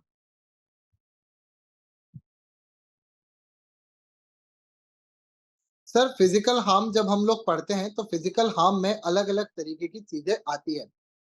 सर पहली चीज जो आती है हमारे सामने वो आती है क्या, वो आती है हमारे सामने असॉल्ट। सर असॉल्ट का मतलब क्या होता है, किसी को भी डराना धमकाना कि मैं तेरे अगेंस्ट ये कर दूंगा या मैं तेरे को मार दूंगा, उसको हम असॉल्ट कहते हैं। सर एक चीज इसके अंदर और आती है कि अगर कभी मिस शॉट हो जाता है, मिस शॉट का मतलब मैं आपके अगेंस्ट ऐसे कर रहा हूँ और ऐसे करके मैंने किया, आपको लगी नहीं पर मैंने ऐसा किया, जो सर ये भी किसके अंदर आएगा, ये भी आपका असॉल्ट के केस के अंदर आएगा। या मैं आपको बंदूक दिखा रहा हूँ कि मैं गोली मार दूंगा, देख लियो तू जरा, ये भी असॉल्ट के अंदर आएगा। या फिर मैंने अपने लौंडे खड़े कर दिए, आजू बाजू लड़के खड़े कर दिए कि तू अब निकल के बता, ये भी आपका किसके अंदर आएगा, ये असॉल्ट के केस में आएगा। तो असॉल्ट का मतलब होता है किसी को भी किसी भी तरीके से डराना धमकाना, उसको हम असॉल्ट का केस मानते हैं। ठीक है सर। दूसरा केस आता है बैटरी। बैटरी का मतलब क्या होता है, आपने टच कर ही दिया, अगर मैं खींच के अभी लपाड़ा मार दूं तो सर वो किसके अंदर आएगा, बैटरी का केस बन जाएगा। अगर मैं किसी को मार देता हूं तो वो बैटरी का केस बनेगा। सर बहुत तेजी से मार दिया, एकदम मैंने चटाकेदार ऐसे करके अगर मार दिया तो ये किसके अंदर आएगा, आपका बॉडीली हार्म के अंदर आएगा। अगर तेजी से मारा है तो बॉडीली हार्म के अंदर आएगा। क्या बात है, very good Maulishri, very good, keep it up. Sir अगला केस आता है हमारे पास nervous breakdown. Sir nervous breakdown का मतलब क्या होता है, sorry nervous shock, nervous breakdown क्या कह रहा हूँ मैं, nervous shock. Sir nervous shock का मतलब क्या होता है, आपने कुछ ऐसा देख लिया या ऐसा सुन लिया या आपको कुछ ऐसा पता चल गया जिसके कारण से अब आप बहुत ज्यादा इमोशनल ट्रॉमा में चले गए हो। फॉर एग्जाम्पल सर मैंने देखा कि, क्या एग्जाम्पल दे, या फिर तुम बोलोगे कि सर ऐसे उल्टे सीधे एग्जाम्पल मत दिया करो। मेरे को इमोशनल ट्रॉमा किस चीज से हो सकता है? हम्म, अच्छा, कोई भी तुम अपने मन से देख लेना, अपने मन से सोच लेना, जिसके बाद तुम गाना गाते हो, जग सुना सुना लगे, जग सुना सुना लगे, कोई रहे ना जब अपना, जग सुना सुना लगे, जग सुना सुना लगे रे। ठीक है, तो वो आपके नर्वस शॉक के अंदर आएगा। बच्चा कह रहा है सर डायरेक्टली बोल दो ना, डायरेक्टली नहीं बोलते, इनडायरेक्टली बोल देते हैं। तो भाई अगर आपका दोस्त किसी और दोस्त के साथ घूमने चले जाए और आपको बताए भी ना, तो दुख होगा ना। ज्यादा तेजी से दुख हो जाए तो क्या होगा, नर्वस शॉक होगा। आइए ना बोलो, नर्वस शॉक होगा। अगला केस आता है सर हमारे पास false imprisonment. Sir false imprisonment का मतलब क्या होता है, अगर तुम किसी को या तुम्हें अगर बंदी बना लिया जाता है गलत तरीके से, अगर तुम्हें एक जगह कन्फाइन कर दिया जाता है, रोक दिया जाता है और तुम वहां से बाहर ही नहीं निकल सकते, तुम्हें बाहर जाना अलाउ नहीं किया जाता, तो वो बन जाएगा केस ऑफ फॉल्स इम्प्रिजनमेंट। अगला आता है मैलिशियस प्रोसिक्यूशन। मैलिशियस प्रोसिक्यूशन का मतलब क्या होता है, अगर सर किसी भी व्यक्ति के अगेंस्ट गलत तरीके से केस फाइल किया जाता है, रॉन्ग बेसिस पे रॉन्ग इंटेंशन के साथ, रॉन्ग इंटेंशन के साथ केस फाइल किया जाता है बिफोर अ कोर्ट, और वो केस जीत जाता है, जो यानी अपना गिल्टी व्यक्ति होता है या फिर जो अक्यूज व्यक्ति होता है वो केस जीत जाता है, केस जीत जाता है, तो सर ऐसे सिचुएशन में आप केस फाइल कर सकते हो फॉर मैलिशियस प्रोसिक्यूशन। सर यहाँ पे जरूरी है कि ये तीनों कंडीशन होनी चाहिए, झूठे इंटेंशन से केस फाइल किया गया हो, गलत इंटेंशन से केस फाइल किया गया हो, कोर्ट के सामने वो केस जाए, और सर अक्यूज जो है वो केस जीत जाए, तब आप मैलिशियस प्रोसिक्यूशन का केस फाइल कर सकते हैं। क्या बात है, आई होप यहाँ तक सभी लोग मेरे साथ होंगे। और सर इसके बाद आई थिंक सो लास्ट आ जाता है हमारे पास डिफमेशन। सर डिफमेशन का मतलब क्या होता है? अगर आप किसी की भी पब्लिक इमेज को हार्म करते हो, अगर आप किसी की भी पब्लिक इमेज को हार्म करते हो without any basis, without any reasoning, without anything, तो वो आपका डिफमेशन के अंदर आता है। डिफमेशन के कुछ एक्सेप्शंस भी होते हैं बच्चों, याद रखना डिफमेशन के कुछ एक्सेप्शंस भी होते हैं, पर वो एक्सेप्शन अभी आपके लिए पढ़ना जरूरी नहीं है, पर डिफमेशन के एक्सेप्शंस होते हैं। तो अगर आप किसी के भी पब्लिक इमेज को हार्म करते हो तो वो डिफमेशन का केस बन जाता है। डिफमेशन आपका दो तरीके का होता है, एक होता है स्लैंडर और दूसरा होता है आपका label. Sir slander slate word से आप याद कर सकते हो, स्लेट को जैसे हम लिख के मिटा सकते हैं वैसे ही स्लैंडर होता है कि सर आई गई बात में बोल दी गई कोई बात हो, यानी दोस्तों के बीच में बैठे थे कोई बात बोल दी तो वो स्लैंडर कहलाएगी। यानी कि कोई परमानेंट फॉर्म में नहीं है, ये कोई परमानेंट फॉर्म में आपने किसी की बेइज्जती नहीं की है या कहीं पे भी रिकॉर्डेड नहीं है, तो वो स्लैंडर कहलाएगा। जबकि लिबल का मतलब क्या होता है, ये ज्यादा परमानेंट फॉर्म का है।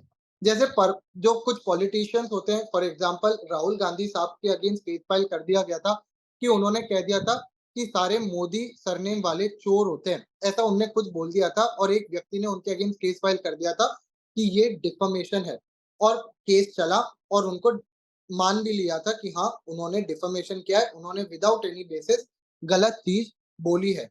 तो सर ये चीज क्या हो जाती है हमारी लिबल, अगर कोई भी परमानेंट फॉर्म की आप बात कर देते हो, परमानेंट बेसिस पे किसी की पब्लिक इमेज को आप खराब करते हो विदाउट एनी बेसिस, तो आपका लिबल के अंदर काउंट होता है।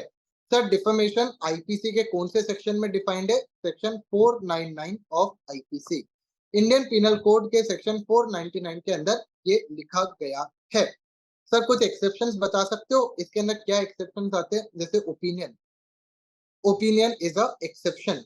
अगर आप किसी भी गवर्नमेंट ऑफिसर की आलोचना करते हो बेस्ड ऑन हिज परफॉर्मेंस, जैसे हम लोग कह देते ना यार मोदी जी अच्छे नहीं है या फिर मनमोहन सिंह अच्छे नहीं है या उनने अच्छा नहीं किया, तो अगर आप किसी भी गवर्नमेंट ऑफिसर की आलोचना करते हो बेसिस ऑन हिज परफॉर्मेंस, या आप किसी भी एक्टर वगैरह की परफॉर्मेंस को करते हो, या फिर सर और भी इसके अंदर चीजें आती है, जैसे अगर आप कोई कोर्ट का चीज बोल रहे हो, जो कोर्ट में बोली गई बात है वो ही आप वर्बैटम कोट कर रहे हो, तो ये सारी चीजें आपकी एक्सेप्शंस के अंदर आती है, आपको डिफॉर्मेशन से बचाती है। ठीक है, ये आपके सिलेबस का पार्ट नहीं है, जब आप एग्जीक्यूटिव में आओगे तब इसकी बहुत बड़ी लिस्ट आती है, तब मैं आपको और ये लिस्ट पढ़ाऊंगा। ठीक है, आया ना? परफेक्ट। तो भाई ये सारी चीजें होती है डिफॉर्मेशन, हम कोई चीज भूल तो नहीं रहे, मेरे ख्याल से हमने सब कवर कर लिया। Assault, battery, body harm, bodily harm, nervous shock, false imprisonment, malicious prosecution and deformation. ठीक है सर, इसके क्या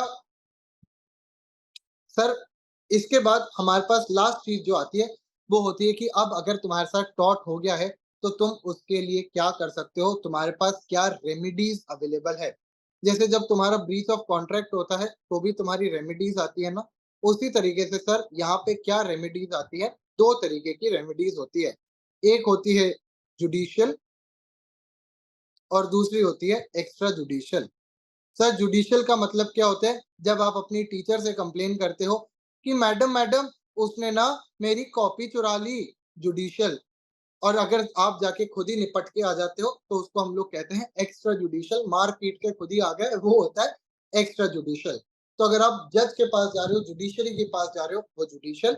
और अगर आप खुद से ही क्लेम कर ले रहे हो, खुद से ही काम कर ले रहे हो, खुद से ही आप इंश्योर कर ले रहे हो, extra judicial. Sir extra judicial remedies up to a certain extent ही अलाउड है, ऐसा नहीं कि तुम कुछ भी कर दो, है ना, एक्स्ट्रा जुडिशियल के नाम पे। जैसे अभी वो I think so Alia Bhatt की मूवी आ रही है जिगरा, उसके अंदर वो कहती है मैं अपने भाई को बचाने के लिए किसी भी हद तक जा सकती हूँ, मैं बम बम प्लांट कर दूंगी। सर ये सब नहीं चलेगा, आप थोड़ा बहुत कर सकते हो, दैट इज फाइन, ऐसा नहीं कि तुम तबाही मचा दे दो, वो हम अलाउ नहीं करेंगे। सर जुडिशियल रेमेडी और एक्स्ट्रा जुडिशियल रेमेडीज क्या क्या होती है आओ देखते हैं। जुडिशियल रेमेडी के अंदर पहला आता है डैमेजेस। सर डैमेजेस का मतलब क्या होता है? कंपनसेशन। कंपनसेशन का मतलब क्या होता है? आपको जो भी हार्म कॉज हुआ है उसका आप पैसा मांग लो। सर मेरे ऊपर अगर कोई पानी गिरा देता है तो मैं उसके बदले में पैसा मांग लेता हूँ, ये क्या होता है? जो डैमेजेस या कंपनसेशन। या तुम्हारे साथ कभी हुआ है तुम पानी फुल्की खाने गए हो और जब तक वो पानी फुल्की दे रहा हो वो फुट करके वही फूट जाए और तुम कहो भैया दूसरी दो और वो दूसरी देता है तुम्हें, ये क्या होता है? Damages compensation. कि जितने का भी नुकसान हुआ तुम्हें उतने का पैसा मिल जाएगा, कोई दिक्कत नहीं है। सर दूसरा केस आता है इसके अंदर हमारे पास क्या, इसके अंदर दूसरा आता है स्पेसिफिक परफॉर्मेंस। कभी-कभी तुम्हारी भूख पैसे की नहीं, कोई एक्ट की होती है, तुम्हें वो स्पेसिफिक एक्ट ही चाहिए होता है, स्पेसिफिक परफॉर्मेंस, या जिसको इन्होंने लिख के रखा है स्पेसिफिक रेस्टिट्यूशन ऑफ लैंड। तो सर स्पेसिफिक परफॉर्मेंस का मतलब क्या होता है? सर मैंने जिस कॉन्ट्रैक्ट की बात की है, मेरे को तो आप वही परफॉर्म करके दो, मेरे को और कुछ नहीं चाहिए। मेरे को पैसा नहीं चाहिए, मेरे को सिर्फ प्यार चाहिए। वो क्या होता है हमारा स्पेसिफिक परफॉर्मेंस।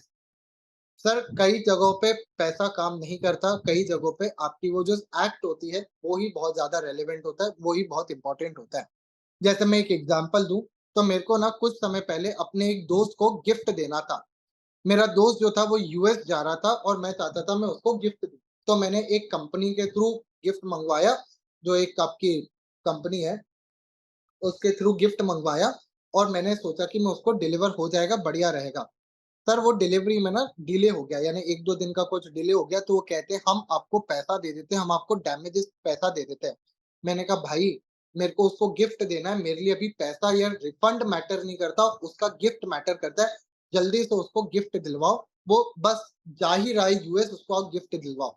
तो वो जब अपना बैग पैक कर ही रहा था, घर से निकल ही रहा था, लकीली वो जो डिलीवरी एजेंट था वो वहाँ पे पहुँच गया और उसने वो गिफ्ट दे दिया। तो सर ये होता है हमारा specific restitution of specific performance या स्पेसिफिक रेस्टिट्यूशन ऑफ लैंड, कि जी आपका जो भी स्पेसिफिक काम है वो परफॉर्म होना चाहिए। और लास्ट आता है इंजंक्शन। इंजंक्शन का मतलब क्या होता है? रुक जा ओ दिल दीवाने, पूछूं तो मैं जरा, लड़की है या है जादू, पूछूं तो मैं जरा। भाई इंजंक्शन का मतलब क्या होता है? स्टे ग्रांट करना, किसी को कोई कार्य करने से रोकना, कि यार आप बहुत ज्यादा आगे बढ़ चुके हो, कृपया करके थम जाओ, रुक जाओ, उसको कहते हैं हम इंजंक्शन। तो अगर सर मान लीजिए कोई व्यक्ति गलत काम, आपकी कोई प्रॉपर्टी वगैरह लेके जा रहा है और आप उसको रोकना चाह रहे हो कि भाई केस बाद में लड़ेंगे, सबसे पहले उसको रोको, नहीं तो दिक्कत हो जाएगी, उसको हम लोग कहते हैं इंजंक्शन या फिर स्टे। क्या कहते हैं भैया? इंजंक्शन या फिर स्टे। हाँ या ना बोलो, हाँ या ना बोलो। आई होप ये तुम्हें समझ में आया होगा। अगला आता है हमारे पास सर एक्स्ट्रा जुडिशियल, ये भी बड़े नॉर्मल से है, सिंपल से है। इसके अंदर हमारा पहला केस आता है सेल्फ डिफेंस। सामने वाले ने आपको चाटा मारा, आपने भी खींच के चाटा मार दिया, ये क्या कहलाता है हमारा? Self defence. Sir self defence कहाँ तक अलाउड होता है? ओनली टू एन एक्सटेंट, कि आपको जितना हार्म कॉज हुआ है उतने को प्रोटेक्ट करने के लिए आप यूज करो। अब अगर मान लीजिए कोई आपके पीछे बंदूक लेके पड़ गया और आपने उसका मर्डर कर दिया, वो भी सेल्फ डिफेंस में आएगा। अगर आपको किसी ने कोई चाटा मारा, आपने उठा के उसको गोली चला दी, ये नहीं चलेगा। सर जितना का हार्म है, जितने का आपको लग रहा है कि आपको डर है, उतना ही आप अटैक कर सकते हो, उससे ज्यादा नहीं। अगर सामने वाले ने आपको थोड़ा सा गाल खींचा, इसका मतलब ये नहीं कि तुम पीट पीट के उसकी मुड्डी ये गर्दन ही तोड़ दो, ये नहीं चलेगा। ठीक है? तो self defence should be equal to the level that is required. अगली चीज आती है इसके अंदर, कोई बता सकते हैं और मेरे को और extra judicial remedy self defence के अलावा? लेट्स सी मेरे बच्चों को आता है या नहीं आता। चलो जब तक तुम पढ़ाओगे बताओगे, मैं ही बता देता हूँ। सर अगला आता है prevention of trespassing. Prevention of trespassing. Sir prevention of trespassing का मतलब क्या होता है? या प्रिवेंशन ऑफ ट्रेसपास का मतलब क्या होता है? सर प्रिवेंशन ऑफ ट्रेसपास का मतलब होता है कि मैं किसी व्यक्ति को अपने प्रॉपर्टी पे घुसने से रोक रहा हूँ, या अगर कोई मेरे प्रॉपर्टी में घुस गया है तो मैं उसको बाहर निकालने के लिए सफिशिएंट फोर्स यूज कर रहा हूँ, उसको हम लोग कहते हैं क्या? Prevention of trespass. जैसे मान लीजिए मेरे घर में कोई एक व्यक्ति ना, अननोन व्यक्ति घर में घुस रहा था और मैंने वहीं से उसको भगा दिया, मैं कहा, हट, क्या कर रहा है, निकल। ये क्या होगा? Prevention of trespass. या आप कभी देखेंगे तो मूवीज वगैरह, खास करके इंग्लिश मूवीज में आपको देखने को मिलेगा कि वहां पे वो कहते हैं कि वो दूर से चिल्लाता है, if you enter this land I will shoot you, I will shoot you. तो भाई वो बंदूक लेके बाहर आ जाता है। इसको हम लोग कहते हैं प्रिवेंशन ऑफ ट्रेसपास, कि कोई अननोन व्यक्ति आपके प्रॉपर्टी में घुस रहा है तो आप उसको वहीं पे रोक दे रहे हो, उसको हम कहते हैं प्रिवेंशन ऑफ ट्रेसपास। और सर कोई अगर आपके घर में घुस गया है कोई आपके घर में घुस चुका है और अब आप उसको बाहर निकालना चाहते हो, तो उसको हम लोग क्या कहते हैं, री एंट्री ऑफ लैंड। यानी कि अगर आपकी प्रॉपर्टी पे किसी ने गलत तरीके से कब्जा जमा लिया है या कोई व्यक्ति आपके प्रॉपर्टी में गलत तरीके से घुस गया है, तो आप रीजनेबल फोर्स यूज करके उस व्यक्ति को बाहर निकाल सकते हो। सर ये दोनों ऑलमोस्ट सेम ही साउंड करते हैं पर थोड़े से अलग होते हैं। जैसे प्रिवेंशन ऑफ ट्रेसपास का एक एग्जांपल आप ये भी ले सकते हैं। जब आप एपीटी में अंदर आएंगे तो एक बाहर गार्ड भैया बैठे होते हैं जो आपसे आईडी कार्ड मांगते हैं कि आईडी कार्ड दिखाओ तभी अंदर जाने दूंगा। वो अनऑथराइज्ड स्टूडेंट्स को बाहर रोकना चाहते हैं, वो वहां पे रोकना चाहते हैं। तो ये क्या है, प्रिवेंशन ऑफ ट्रेसपास। सर कोई क्लास में घुस गया है गलत तरीके से और हमें पता चला है, तो हम सिक्योरिटी को बुला सकते हैं या वो भैया को बुला सकते हैं और कह सकते हैं कि इसको बाहर निकालो, ये क्लास में कैसे बैठा है। इसको हम लोग क्या कहेंगे, री एंट्री ऑन लैंड। आया ना? आई होप ये तीन आपको समझ में आया होगा। उसके बाद आता है सर रिकैप्शन ऑफ प्रॉपर्टी या रिकैप्शन ऑफ गुड्स। अगर कोई व्यक्ति आपके गुड्स को गलत तरीके से होल्ड करके बैठ जाता है, देन अगेन आप रीजनेबल फोर्स यूज करके उससे अपना गुड्स छुड़वा सकते हो। ये रीजनेबल मेथड यूज करके वो गुड्स जो है आप वो छुड़वा सकते हो। तो बेसिकली अगर कोई मान लीजिए मेरा मोबाइल मेरा दोस्त लेके भाग रहा है, तो मैं ऑब्वियसली बात है उसके पीछे भाग के उससे फ़ोन छीन सकता हूँ। एक बार ऐसा ही हुआ कि मेरे दोस्त के पास ना मेरा फ़ोन था और उसने अपने जेब में फ़ोन डाल दिया। उसने कहा मैं नहीं दूँगा, मैं नहीं दूँगा। मैं उसके पीछे भागा और फ़ोन लेने के चक्कर में ना मैंने उसकी पैंट पकड़ ली और जैसे ही पैंट खींची तो अनफॉर्च्यूनेटली उसकी पैंट चड्डी समेत नीचे आ गई। तो आप समझ सकते हैं कितना अजीब सा सीन बना होगा। पैंट समेत वो चड्डी जो थी वो भी नीचे आ गई और सर जो उसकी ज़लीलत हुई है, आय हाय हाय हाय हाय! वो आज तक हम नहीं भूल पाते। आज भी हमें बड़ी हँसी आती है वो सीन जब हम याद करते हैं कि ऐसा कुछ हुआ था। तो ये क्या था, रिकैप्चर ऑफ गुड्स। मैं अपना गुड्स वापस लेना चाह रहा था और इसलिए मैंने रीज़नेबल फ़ोर्स यूज़ किया। राज 1 सेकंड देना, मैं आपका डाउट सॉल्व कर दूँगा, पर आई होप ये आपको समझ में आया होगा। अगला आता है सर अबेटमेंट ऑफ। अगला केस आता है सर अबेटमेंट। अबेटमेंट की स्पेलिंग गलत लिख रहा हूँ, sorry. Abetment of nuisance. Sir abetment of nuisance का मतलब क्या होता है? अगर कोई भी अननेसेसरी अमाउंट ऑफ न्यूसेंस हो रहा है, डिस्टर्बेंस हो रहा है, तो आप रीजनेबल फोर्स यूज कर सकते हो उस न्यूसेंस या फिर उस तरीके के डिस्टर्बेंस को रोकने के लिए। तो अगर मान लीजिए आपके घर के पास कोई बहुत तेजी से म्यूजिक बजा रहा है, तो आप जाके उनको बोल सकते हो कि धीरे करो, नहीं तो हम तुम्हारा म्यूजिक सिस्टम ऐसी जगह डालेंगे कि जितनी बार बजेगा उतनी बार तुम बजोगे। तो भाई इसको हम लोग क्या कहते हैं, अबेटमेंट ऑफ न्यूसेंस। अगर कोई भी गलत तरीके से न्यूसेंस कॉज कर रहा है तो आप उसको बिल्कुल रोक सकते हो।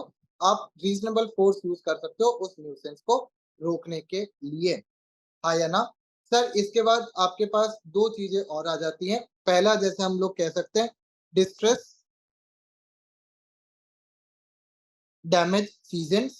आई थिंक सर ये लास्ट ही बचा है, डिस्ट्रेस डैमेज फीजेंट्स। हाँ, सही होता है।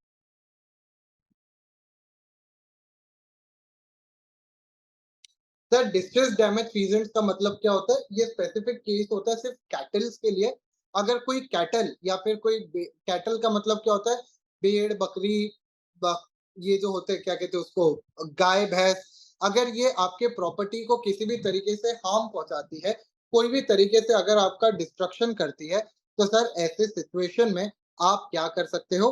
आप उस एनिमल को अपने पास जब्त करके रख सकते हो जब तक आपका कंपनसेशन पे नहीं हो जाता। जैसे मैं आपको एक एग्जांपल देता हूँ, हमारे घर में ना गाँव में मैं ना बरेली से हूँ बेसिकली, अगर आप जानते हो, बरेली पिपरिया करके एक जगह है, तो मैं बरेली का हूँ, बाड़ी बरेली करके एक एरिया है, वहाँ का हूँ। तो हमारे घर पे ना वहाँ पे पूजा होनी थी और सर जब हम पूजा कर रहे थे ना, तो एकदम से एक गाय अंदर घुस गई, किसी की गाय थी वो अंदर घुस गई और उसने ना हमारे जो वो रखे थे फ्रूट्स वगैरह की चीजें रखी हुई थी, वो खाना शुरू कर दिया और सर सारा का सारा फ्रूट्स वो खा गई। अब भाई पूजा के लिए वो फ्रूट्स बहुत ही ज़्यादा इम्पोर्टेंट थे, बहुत ही ज़्यादा नेसेसरी थे। तो हमने क्या किया ना कि उस गाय को वहीं बिठा लिया। हमने कहा जब तक इसका मालिक नहीं आता और इस फ्रूट के प्लेट का हमें खर्चा नहीं पे कर देता, हम इस गाय को छोड़ेंगे ही नहीं, हम इस गाय को जाने ही नहीं देंगे। तो भाई हमने उसको वहाँ पे बिठा लिया था, गाय को वहीं पे बिठा लिया था और जब वो मालिक आया उससे हमने 200 रुपए वसूले थे और फिर ही हमने गाय को छोड़ा था। तो भाई ये केस हमारा बनता है काय का? 1 सेकंड। ये केस बनता है डिस्ट्रेस डैमेज सीजन का। एक बार देख ले हमने कुछ और मिस तो नहीं किया, मेरे ख्याल से तो हमने सब कवर कर लिया है। डिस्ट्रेस डैमेज सीजन्स हाँ, हमने सब कुछ कवर कर लिया है। There is nothing left in this regard. I hope इतना तुम्हें सभी को समझ में आया होगा। कोई भी डाउट हो तो पूछो, कोई भी डिफिकल्टी हो तो पूछो। फाइनली बच्चों, हमने ऑलमोस्ट 2.5 घंटे के अंदर-अंदर हमारा पूरा का पूरा जो चैप्टर था, अच्छी तरीके से रिवाइज़ कर लिया। आई होप कॉन्सेप्ट के साथ आपको चीज़ें समझ आई होंगी, थोड़ा बहुत याद भी हुआ होगा। बाकी तो लॉ एक ऐसी चीज़ है जो आपको खुद ही याद करनी पड़ती है। तो आई होप तुम्हें याद हुआ होगा, थोड़ा बहुत ही सही पर याद हुआ होगा, पर कॉन्सेप्ट्स तुम्हारे सारे क्लियर हो गए होंगे। जयेश कह रहा है सर मैं भी बरेली से हूँ। क्या बात है यार! कहाँ रहते हो आप बरेली में? हम लोग जो मेन मार्केट है ना वहाँ पे हमारा घर है। तो आप किसी से भी पूछेंगे बरेली के माहेश्वरीज़ तो वो आपको बता ही देंगे। जो मेन मार्केट लगता है ना अपना सब्जी मंडी के आस-पास, वहाँ पे अंदर बड़ा बाज़ार जिसको कहते हैं, वहाँ पे। चलो ख़ैर, कोई और डाउट हो तो पूछ लो, otherwise we will end our class here itself. कोई भी डाउट हो तो पूछ लो, ठीक है? तो अगर बच्चे को कोई भी डाउट नहीं है, डोंट देन डेफ़िनेटली जयेश मैं बिल्कुल बताऊँगा अगर मैं कभी भी बरेली आता हूँ। अभी रिसेंट में ही आऊँगा इनफैक्ट दिवाली से पहले ही आऊँगा, तो आप मिल सकते हैं मुझको। ठीक है? चलिए, thank you so much guys this was all for today. Next class में मिलेंगे, तब तक अपना ध्यान रखें। Bye bye, take care, have fun. इसी तरह के इन्फॉर्मेटिव वीडियोस देखने के लिए हमारे चैनल को सब्सक्राइब करें और लेटेस्ट वीडियोस को सबसे पहले देखने के लिए बेल आइकॉन को हिट करें। साथ ही लाइक और शेयर करना ना भूलें। APT educating India.